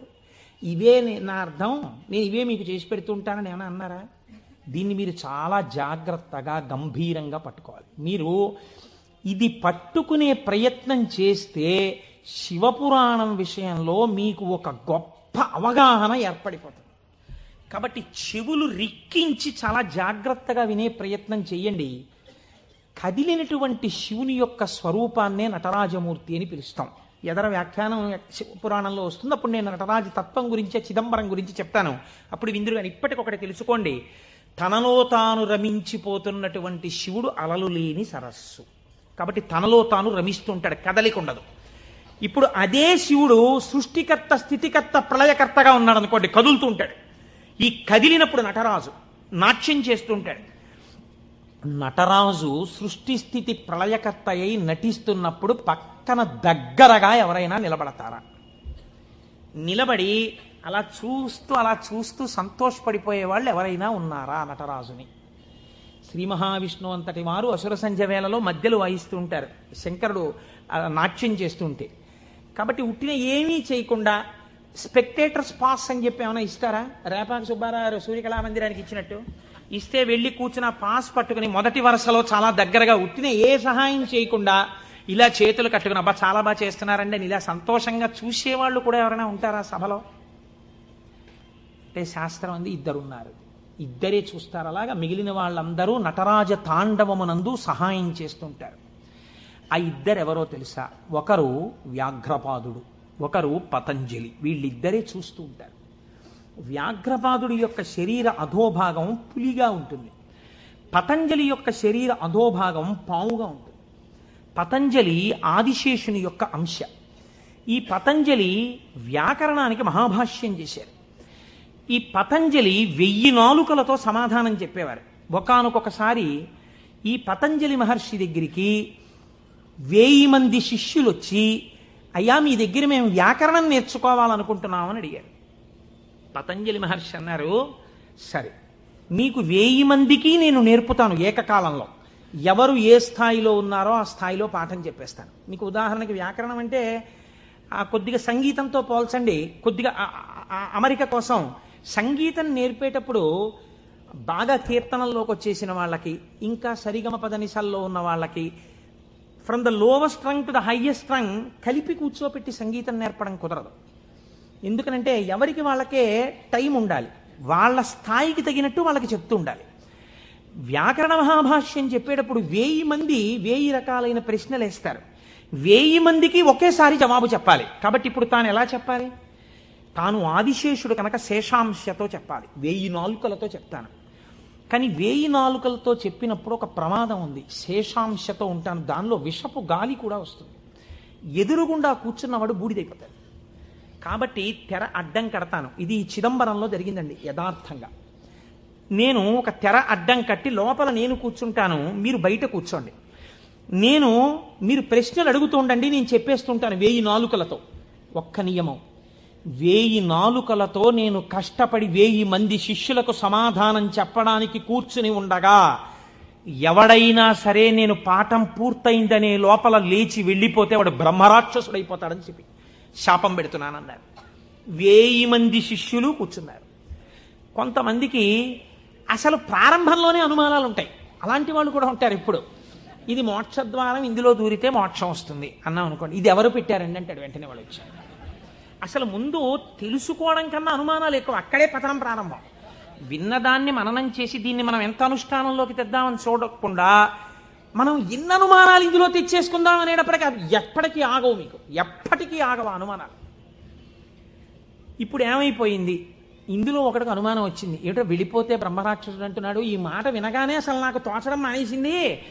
అసలు ఈయన మొదలెట్టే లోపలే కాసేపు బయటికి వెళ్ళి తిరిగి వస్తే మనశ్శాంతిగా ఉంటుంది. పాఠం మొదలెట్టే లోపల వచ్చేద్దామని ముందే వెళ్ళిపోయాడు ఆయన. పాఠం మొదలెట్టేటప్పటికి వద్దాం, కాస్త మనశ్శాంతి వస్తుంది. లేకపోతే ఈయన ఏమిటో లోపల నేను 1000 నాలుకలు అంటున్నాడు, తెరత్తకూడదు అంటున్నాడు, ఓరు నాయనో ఇదంతా ఏ గొడవగా ఉంటుందో, వెళ్ళిపోతే బ్రహ్మరాక్షసుడు అంటాడు. ముందే కాస్త తిరిగి వస్తే, అలా తిరిగి వచ్చేస్తే కాస్త మనశ్శాంతిగా ఉంటుంది. అప్పుడు వచ్చి కూర్చుందాం పాఠానికని ముందే వెళ్ళిపోయాడు. అంటే ఎలా ఉంటారో చూడండి లోకం. ఇప్పుడు పతంజలి వ్యాఖ్యానం మొదలుపెట్టారు. 1000 నాలుకలతో చెప్పేస్తున్నారు ఆయన పాఠం. ఒక ఆయనకి అనుమానం వచ్చింది. ఏమిట్రా 1000 మంది అడుగుతున్నాం, 1000 మందికి చెప్పేస్తున్నాడు సమాధానాలు, ఎలా చెప్తున్నాడు రా ఈయన? తెర అడ్డం కట్టాడు, నేను చెప్తాను లేండి అన్నాడు. నిజంగా అసలు ఎలా చెప్పగలుగుతున్నాడో ఒక్కసారి చూద్దామని. చూడండి, సేవ చేస్తున్నారు పరమాత్మకి అని తెరడ్డం పెడితే ముందు వరుసలో కూర్చున్నవాడు తెరెత్తి చూస్తుంటాడు. ఎంత తప్పది అంటే అది కూడా భక్తి. కాబట్టి అలా ఆ పతంజలి అటు కూర్చుని ఉండగా ఒక శిష్యుడు ఏం చేశాడంటే మెల్లిగా తెరెత్తాడు. తెరెత్తి చూశాడు. చూసేటప్పటికి విషపు గాలి వాడు ఒక్కడి మీదకే పెడుతుందా? ఈ 999 మంది బూడిదైపోయాడు. అట్నుంచి ప్రశ్న ఆగిపోయింది. ఆగిపోగానే పతంజలికి అనుమానం వచ్చింది.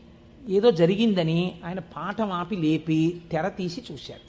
బూడిద రాసులు ఉన్నాయి. అరేరే చచ్చిపోయారా 1000 మంది అనుకున్నారు. ఇంతలో పాఠం వినడానికి కొంచెం మనశ్శాంతితో వద్దామన్నవాడు వచ్చాడు. నువ్వు ఎక్కడికి వెళ్ళావురా అని అడిగాడు ఆయన. అది నేను చెప్తాను కానీ వీళ్ళు ఏమిటంటే 999 బూడిద కుప్పలు ఏమిటండి అన్నాడు వాడు. వాడు బుర్ర మరీ పాడైపోయాడు. ఆయన అన్నారు, కంగారు పడకు, నేను ముందే చెప్పాను కదా తెరెత్తద్దని. ఎవడో ఎత్తాడు, బూడిదైపోయారు. నువ్వు మాత్రం ఒక్క శిష్యుడు మిగిలావురా, మీకు 1000 మందికి పాఠం చెప్తానన్నాను, కనీసం ఒక్కడే మిగిలావు, నీకు చెప్తాను పాఠం అన్నారు. వాడు హడిలిపోయాడు. అయ్య బాబోయ్ పాఠమే అని. ఇప్పుడు పతంజలి అన్నారు, నీకేం చెప్పను, కంగారు పడకు, నీకు నేను అనుగ్రహించేస్తున్నాను, నీకు వ్యాకరణం అంతా భాషించేసింది, నీకు వచ్చేసింది వ్యాకరణ భాష. వింధ్య పర్వత శిఖరాల దగ్గర నిలబడ్డాడు. వింధ్య పర్వతానికి కిందకి దక్షిణ దేశం, పైకి ఉత్తర దేశం. పూర్వం ఔత్తరాహులు అంటే ఉత్తర దేశంలో వాళ్ళు వ్యాకరణం నేర్చుకోవడానికి దక్షిణానికి చిదంబరం వెళ్ళేవారు. చిదంబరం నుంచి ఉత్తరం పాటలీపుత్రానికి వెడుతుండేవారు. అవంతి వెళ్ళడం కూడా ఉండేది ఉజ్జయిని. కాబట్టి ఆయన అక్కడ కూర్చుని పోయారు. పెద్ద రావి చెట్టు ఎక్కి కూర్చున్నాడు. బ్రహ్మరాక్షసుడు కదా, బాగా వ్యాకరణం వచ్చింది. అందుకని ఇటుగా వస్తున్న వాళ్ళని ఆపేవాడు. ఆ రోజుల్లో వ్యాకరణం నేర్చుకోవాలి అంటే, ఆ రోజుల్లో ఏంటి యథార్థం అంతే, వ్యాకరణం నేర్చుకోవాలి అన్నా వేదం నేర్చుకోవాలి అన్నా ఉపనయనం చేసుకోవాలి. ఉపనయనం చేసుకుని గాయత్రీమాత యొక్క అనుగ్రహాన్ని పొందితే తప్ప వేదం చదవడానికి కానీ వ్యాకరణం చదువుకోవడానికి కానీ అర్హత ఇచ్చేవారు కాదు. కాబట్టి ఇప్పుడు ఈయన ఉపనయనం అయిపోయినటువంటి బ్రహ్మచారులు ఎవరైనా వ్యాకరణం నేర్చుకోవడానికి ఎడుతుంటే వాళ్ళని ఆపుతుండేవాడు. ఆపుతూ వ్యాకరణ సంబంధమై పతంజలికి మాత్రమే తెలుసున్న ఒక గంభీరమైన లోతైన ప్రశ్న అడుగుతుండేవాడు. పచ్చనేటటువంటి ధాతువు మీద త అనబడేటటువంటి నిష్ఠా ప్రత్యయం కలిస్తే పచధాతువునకు నిష్ఠలో రూపం ఏ రకంగా వస్తుంది అని అడిగేవాడు. సాధారణంగా వ్యాకరణంలో దీన్ని తెలియని వాళ్ళు ఏమంటారంటేట పక్వం అంటారట. వెంటనే పక్వం అనగానే ఆయన అనేవాడు, బాగా పక్వం అయ్యావురా ఈ జవాబు చెప్పని నోట్లో పడేసుకునేవాడు. పక్వం అంటే బాగా రుచిగా వండబడ్డాడు అని. ఇప్పుడు నువ్వు పక్వం అయ్యావు అని తినేసి మళ్ళీ చెట్టెక్కి కూర్చునేవాడు. ఇలా చాలామంది బ్రహ్మచారుల్ని తినేసాడు. తినేసి కూర్చుంటే గగ్గోలు పెట్టడం మొదలెట్టారు. ఈ బ్రహ్మచారి ఎవడో అక్కడ కూర్చున్నాడు, బ్రహ్మరాక్షసుడు, వాడు వ్యాకరణ సూత్రం అడిగి తినేస్తున్నాడు. పతంజలి మహర్షి చూశారు, అయ్యయ్యో వీడికి నేను యోగ్యుడైన వాడికి చెప్పరా అంటే వీడి ఈ ప్రశ్న అడిగి తినేస్తున్నాడు, వీడికి నేనే వెళ్ళి శిష్యుడుగా మళ్ళీ వీడి దగ్గర నేర్చుకుని వీడిని ఉద్ధరించాలి అని చంద్రశర్మ అన్న పేరుతో బ్రాహ్మణుడయ్యి ఆయన వచ్చారు. ఆయన వస్తూ ఉంటే ఈయన ఆపాడు. ఆపి మళ్ళీ ఈ ప్రశ్న అడిగాడు. అడిగితే ఆయన అన్నారు, అది పక్వం, వ్యాకరణం అంతా రా అన్నాడు.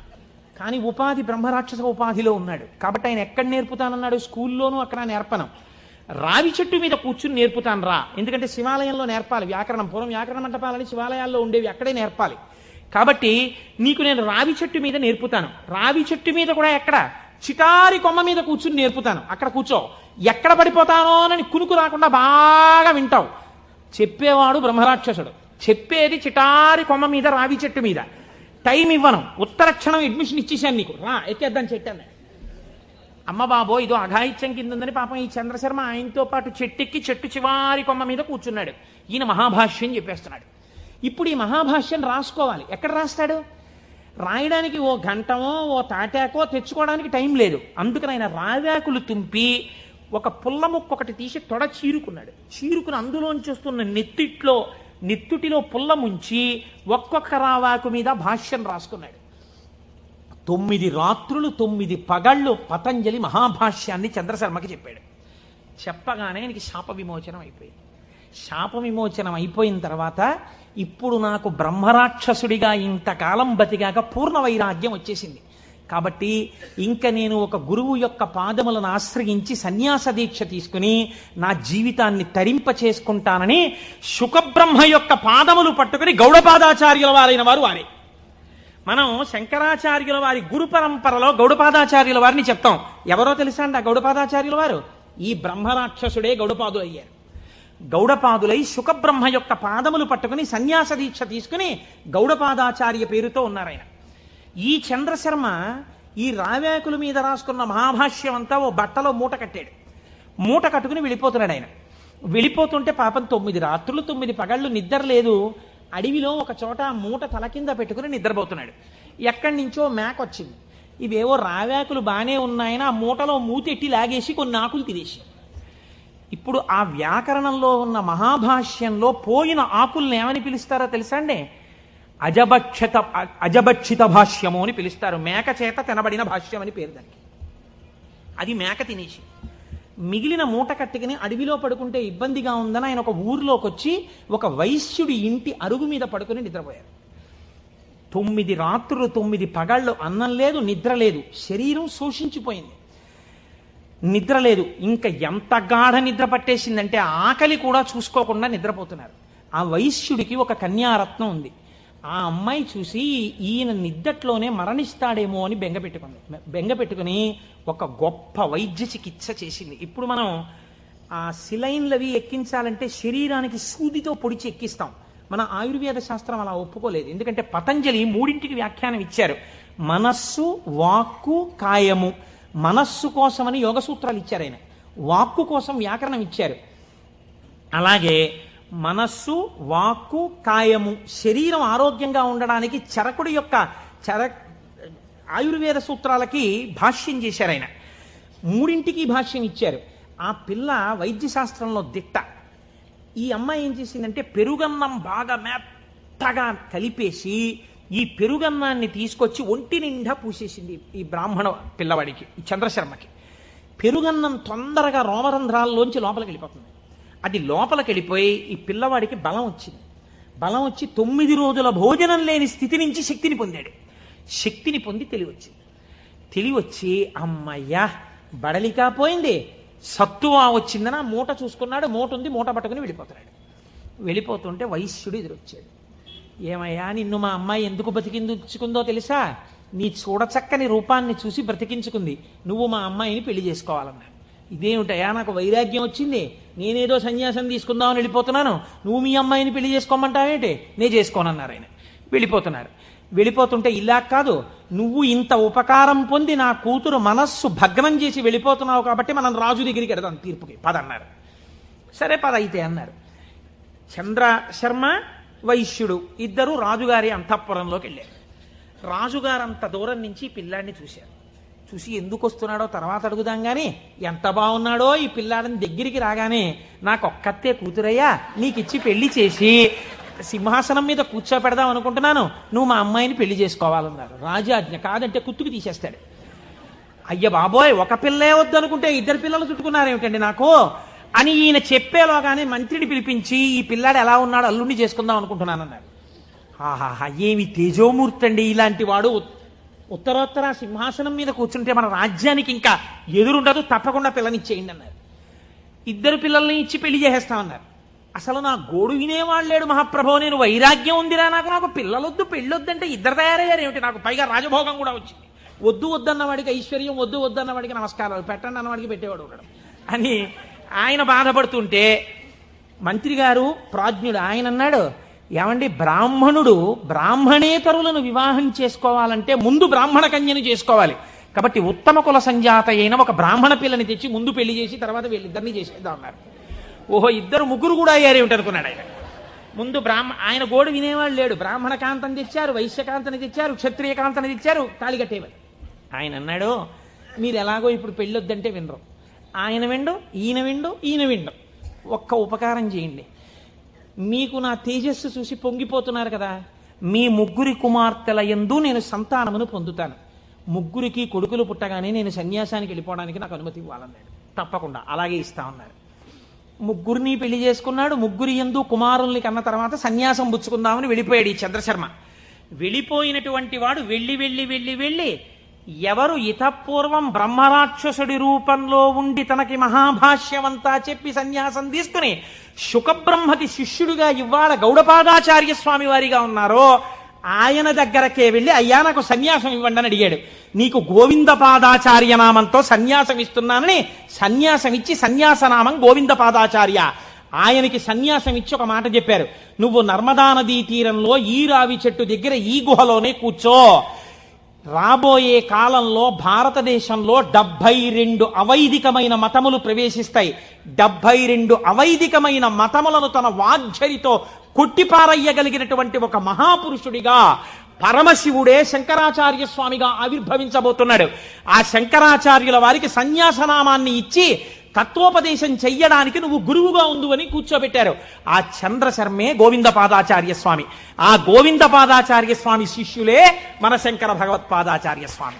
ఇది గౌడపాద, గోవిందపాదాచార్య, శంకరాచార్య గురు పరంపర. శివమహాపురాణ ప్రారంభం చేస్తూ ఇలాంటి పరంపరని ఒక్కసారి ఉత్తరాయణంలో అసుర సంధ్య వేళలో వింటే చాలు ఎంత పొంగిపోతాడో శంకరుడు. కనుక ఇప్పుడు ఆయన కాలడిలో జన్మించాడు మహానుభావుడు. ఆ శంకరాచార్య స్వామి వారి జన్మ రహస్యాన్ని గురించి ఎప్పుడైనా మనం త్రిపుర సుందరి అమ్మవారి ఊళ్ళో మళ్ళీ శంకరాచార్య స్వామి వారికి వైశాఖ శుక్ల పంచమి నాడు చేస్తాం కదా ఉత్సవం, అప్పుడు చెప్తాను దాని గురించినటువంటి విశేషాలు. ఇప్పుడు చెప్తే కుదరదు మహాప్రభో.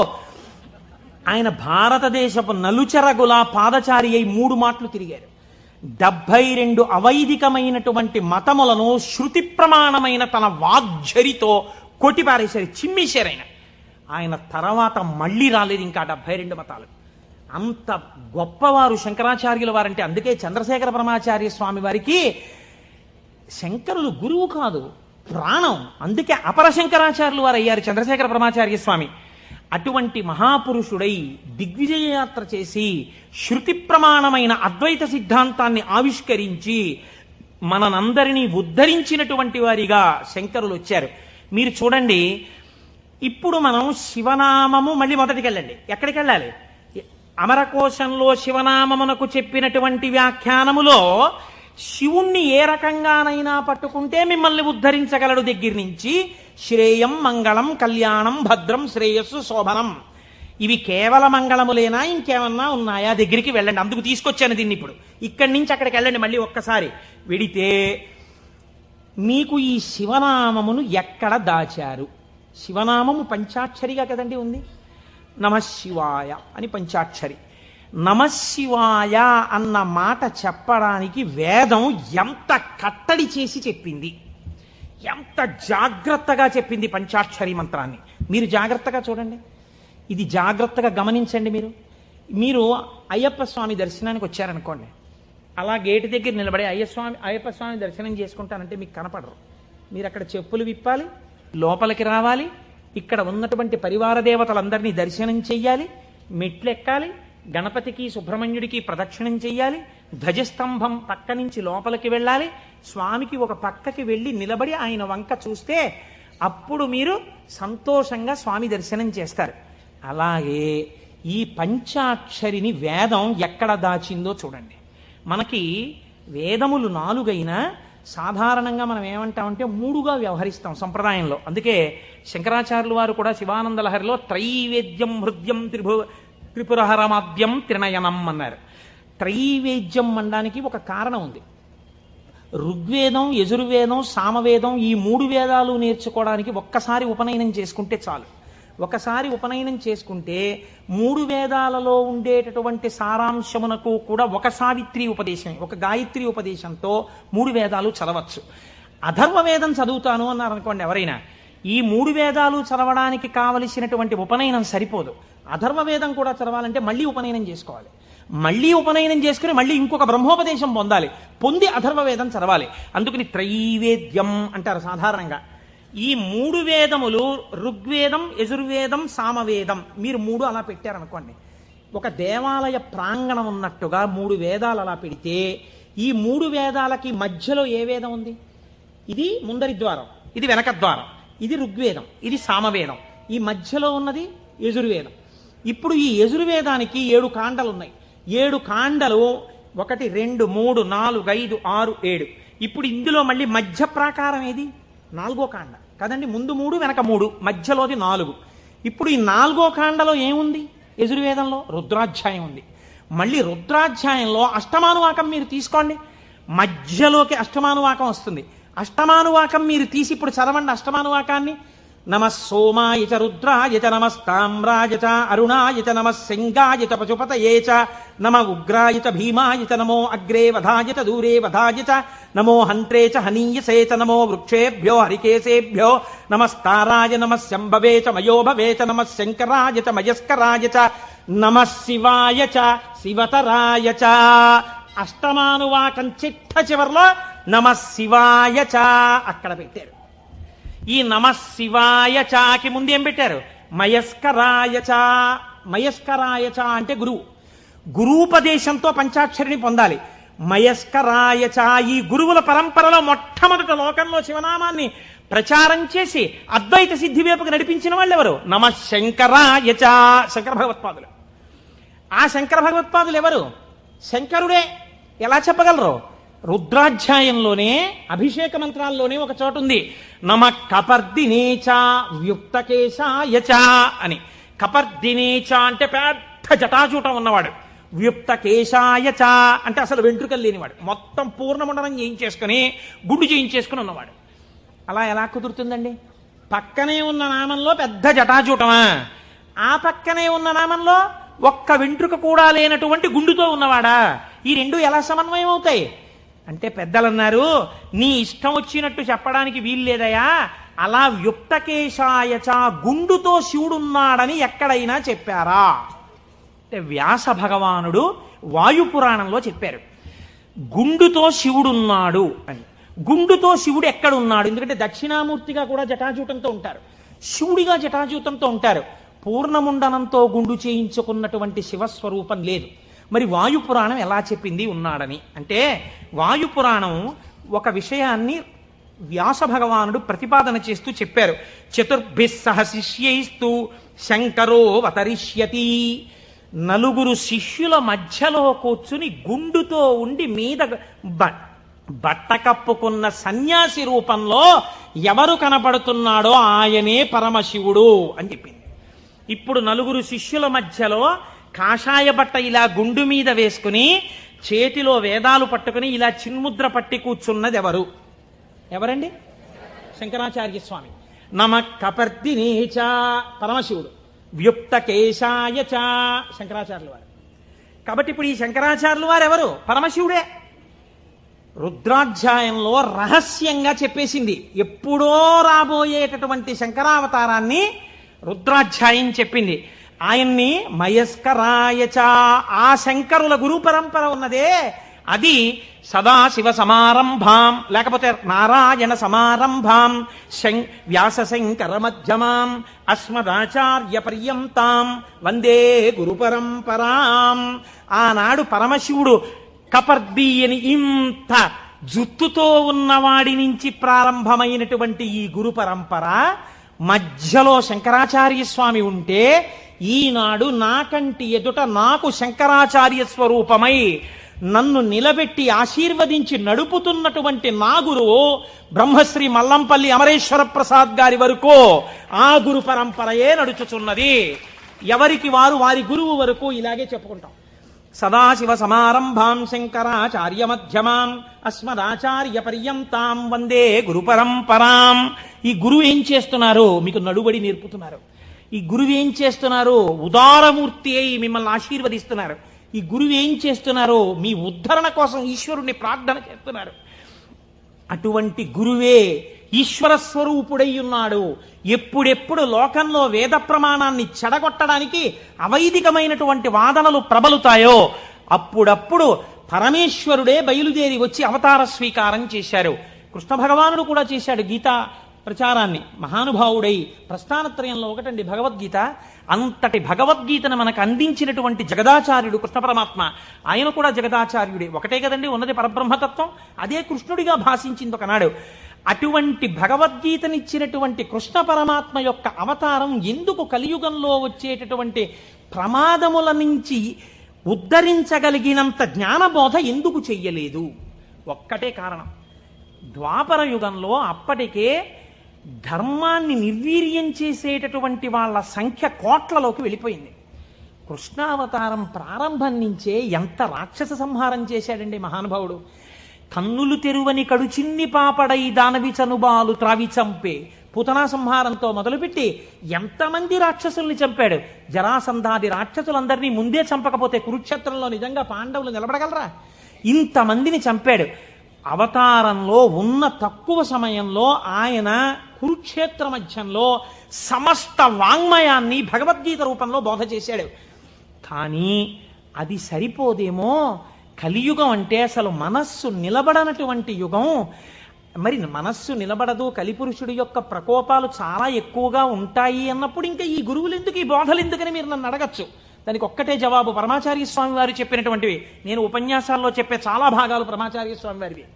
కాబట్టి ఆయన అంటారు, మీరు చూడండి దొంగలు పడుతున్నారు, కాకినాడకి దొంగల ముఠాలు వచ్చాయి, దొంగలు కొట్టేస్తున్నారు, ఇళ్ళు దొంగలు కొట్టేస్తున్నారు అన్నారు అనుకోండి.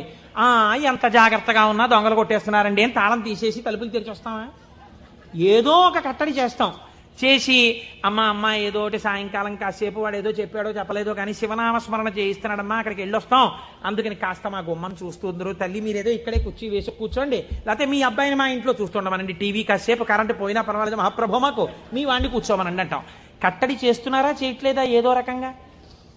కలిపురుషుడు ఎంత ప్రకోపంతో ఉండడానికి ప్రయత్నించినా మీరు ఈశ్వరుడి పాదాలు గట్టిగా పట్టుకోవడానికి ప్రయత్నించాలి కదా. దానికి ప్రస్థానత్రయ భాష్యంతో మొదలుపెట్టి ఈశ్వరుణ్ణి స్తోత్రం చెయ్యడం వరకు, ఆకాశం నుంచి పాతాళం వరకు సమస్త వాంగ్మయాన్ని జ్ఞానబోధ తప్ప ఇంకొక ప్రయత్నం కాని పని కాని పెట్టుకోకుండా 32 జీవితంలో షణ్మత స్థాపనాచార్యులై శృతి ప్రమాణాన్ని నిలబెట్టి అందరి దేవతల మీద స్తోత్రాలు చెప్పి శివానందలహరి, సౌందర్యలహరి, బ్రహ్మసూత్ర భాష్యం ఇన్ని చేశారండి మహానుభావుడు శంకరాచార్యులు వారు. వారి పేరు చెప్తే చాలు పాపాల పటాల పంచలైపోతాయి. శృతి స్మృతి పురాణానాం ఆలయం కరుణాలయం నమామి భగవత్పాద శంకరం లోకశంకరం. అటువంటి శంకర భగవత్పాదులై ఈ భూమి మీద నడయాడి మనకి జ్ఞానబోధ చేశారు. ఇప్పుడు చెప్పండి, శుభం, కళ్యాణం, శ్రేయం, భద్రం, శోభనం ఇవన్నీ ఎందులోకి వెళ్ళిపోతాయి? జ్ఞానంలోకి వెళ్ళిపోతాయి. జ్ఞానం కన్నా గొప్ప కళ్యాణం, జ్ఞానం కన్నా గొప్ప శుభం, జ్ఞానం కన్నా భద్రం, జ్ఞానం కన్నా శ్రేయం, జ్ఞానం కన్నా శోభనం ఇంకున్నాయా? ప్రపంచంలో లేవు. అటువంటి జ్ఞానమును మీకు అందించడానికి పరమేశ్వరుడే శంకరుడిగా ఈ భూమండలము మీద నడయాడినాడు కాదు. ఇప్పుడు కూడా శంకరుడు కరచరణాదులతో తిరుగుతున్నాడు. నాకు అలాగే తిరుగుతున్నాడు. నా కంటికి నేను ఆరాధించేటటువంటి పరమేశ్వరుడే కరచరణాదులతో తిరుగుతున్నాడు. నేను పట్టుకోవడానికి తన పాదములను అనుగ్రహిస్తున్నాడు. తన చేతిని నా మూర్ధన్య స్థానమునందుంచి ఆశీర్వచనం చేస్తున్నాడు. నాకు అనుమానం వస్తే రాత్రనక పగలనక నేను వెళ్ళి పరిగెత్తికెళ్ళి కూర్చుని, గురువుగారు దీనికి ఎలా చెప్పాలండి అంటే, నాన్న నీకు ఫోన్ చేసి చెప్తాను, ఇప్పుడు టైం లేదని ఫోన్ చేసి, నాన్న నువ్వు అడిగిన శ్లోకానికి ఇది వ్యాఖ్యానం అని ఫోన్ చేసి చెప్పగలిగినటువంటి ఉదారుడై ఆ పరమశివుడు, ఆ శంకరుడు నాకు మల్లంపల్లి అమరేశ్వర ప్రసాద్గా నడయాడుతున్నారు. మీకు మీ గురువుగా నడయాడుతున్నారు. తిరుగుతున్నారా? తిరగట్లేదా? పరంపరగా నడయాడుచున్నారు. ఇది శివం, ఇది మంగళం, ఇది భద్రం, ఇది శ్రేయం, ఇది శోభనం. కాబట్టి మనం ఎవరికి నమస్కరిస్తాం? గురుర్ బ్రహ్మ, గురుర్ విష్ణు, గురుర్దేవో మహేశ్వర, గురు సాక్షాత్ పరబ్రహ్మ, తస్మై శ్రీ గురవే నమః. అటువంటి గురువు ఇప్పటికీ మీకు శుభములిచ్చేవాడై, శోభనములనిచ్చేవాడై, మంగళప్రదుడై ఉన్నాడు. కాబట్టి రుద్రాధ్యాయం, వేదములు అంత జాగ్రత్తగా సమన్వయం చేస్తూ ఆ శంకరులు వస్తారని అంత స్థితిని పతంజలి నటరాజస్వామి దర్శనం దగ్గర నుంచి మొదలుపెట్టి పక్కన ఇలా నిలబడి నటరాజ తాండవం చూసినందుకు ఒకనాడు నేను ఈ శంకరుడే శంకరాచార్యులు వారిగా వస్తే తత్వబోధ చేసేటటువంటి వాణ్ణి లోకంలో తయారు చెయ్యాలని గోవిందపాదాచార్యుల వారిగా సిద్ధం చేయించుంచారు. కాబట్టి మన ఆర్ష జాతి, మన సనాతన ధర్మము, మన పురాణములు ఎంత గొప్పవో, ఆ శివ అన్న మాట ఎంత గొప్పదో, ఆ శివం అన్న మాట ఎంత భద్రమో, ఎంత శ్రేయస్కరమో, దాని గురించి వింటే, దాని గురించి తలుచుకుంటే ఎంత పరవశమో. పవి పుష్పంబగు అగ్ని మంచగు నాకూపారం భూమిస్థలంబగు శత్రుండతిమిత్రుడవు విషము దివ్యాహారమౌ నెన్నగా అవనీ మండలి లోపలం శివ శివేచ్ఛాభాషణోల్లాసకిన్ శివ నీ నామము సర్వవశ్యకరమౌ శ్రీకాళహస్తీశ్వర. శివ నీ నామం ఎప్పుడక్కర్లేదు, ఎప్పుడూ శివ శివేచ్ఛాభాషణోల్లాసకిన్ శివ నీ నామము సర్వవశ్యకరమౌ, ఎప్పుడూ నీ నామం అవసరమే అంటారు దూర్జటి కాళహస్తీశ్వర శతకంలో. అటువంటి శివనామం గురించి, ఆ శివనామము గురువై ఎలా నడుస్తున్నారో గురించి, ఆ శివనామము ఎటువంటి మంగళప్రదుడో గురించి, ఎంతగా భక్తులను ఆదుకునే స్వరూపమున్నవాడో గురించి ఇవాళ మొట్టమొదటి రోజున ఆవిష్కరించే ప్రయత్నం చేశాం. రేపటి రోజు నుంచి ఇలాగే మనం చక్కగా ప్రదోష వేళలో కలుసుకుని 6:30 అయ్యేటప్పటికి శివనామం చెప్పడం ప్రారంభం చేస్తే కాకినాడ పట్టణం ఆధ్యాత్మికతలో మరింత పైకెక్కుతుంది. నాదొక్కటే కోరిక. ఆనాడు మనం తరిగొండ వెంగమాంబ గారి గురించి ఉత్తరాలు రాశాం. నేను ఏడాది నుంచి చూస్తున్నాను వెంకటాచలంలో స్వామి పుష్కరిణి దగ్గర శంకరాచార్య స్వామి వారు 4 శిష్యులతో కలిసి ఉన్నారు. ఇవాళ ఎంత దౌర్భాగ్య స్థితితో తెలుసా అండి? ఎంతమంది ఆఫీసర్లు ఉన్నారో టీటీడీలో, ఎంతమంది బోర్డు మెంబర్స్ ఉన్నారో, ఎంతమంది ఆయన పేరు చెప్పుకుని బతుకుతున్నారో, ఎంతమంది దేవస్థానం డబ్బు తిని జీవితాలు గడుపుకుంటున్నారో. శంకరాచార్య స్వామి వారి పాదుకలకి ఉన్నటువంటి ఒక బొడిపె ఊడిపోయి ఏడాదైంది. ఆ బొడిపె కనీసం సరిదిద్దుతామన్న ఇంగితం ఇప్పటికి లేదు తిరుమల తిరుపతి దేవస్థానానికి. నాకు భయం లేదు, నేను సత్యం చెప్తున్నాను.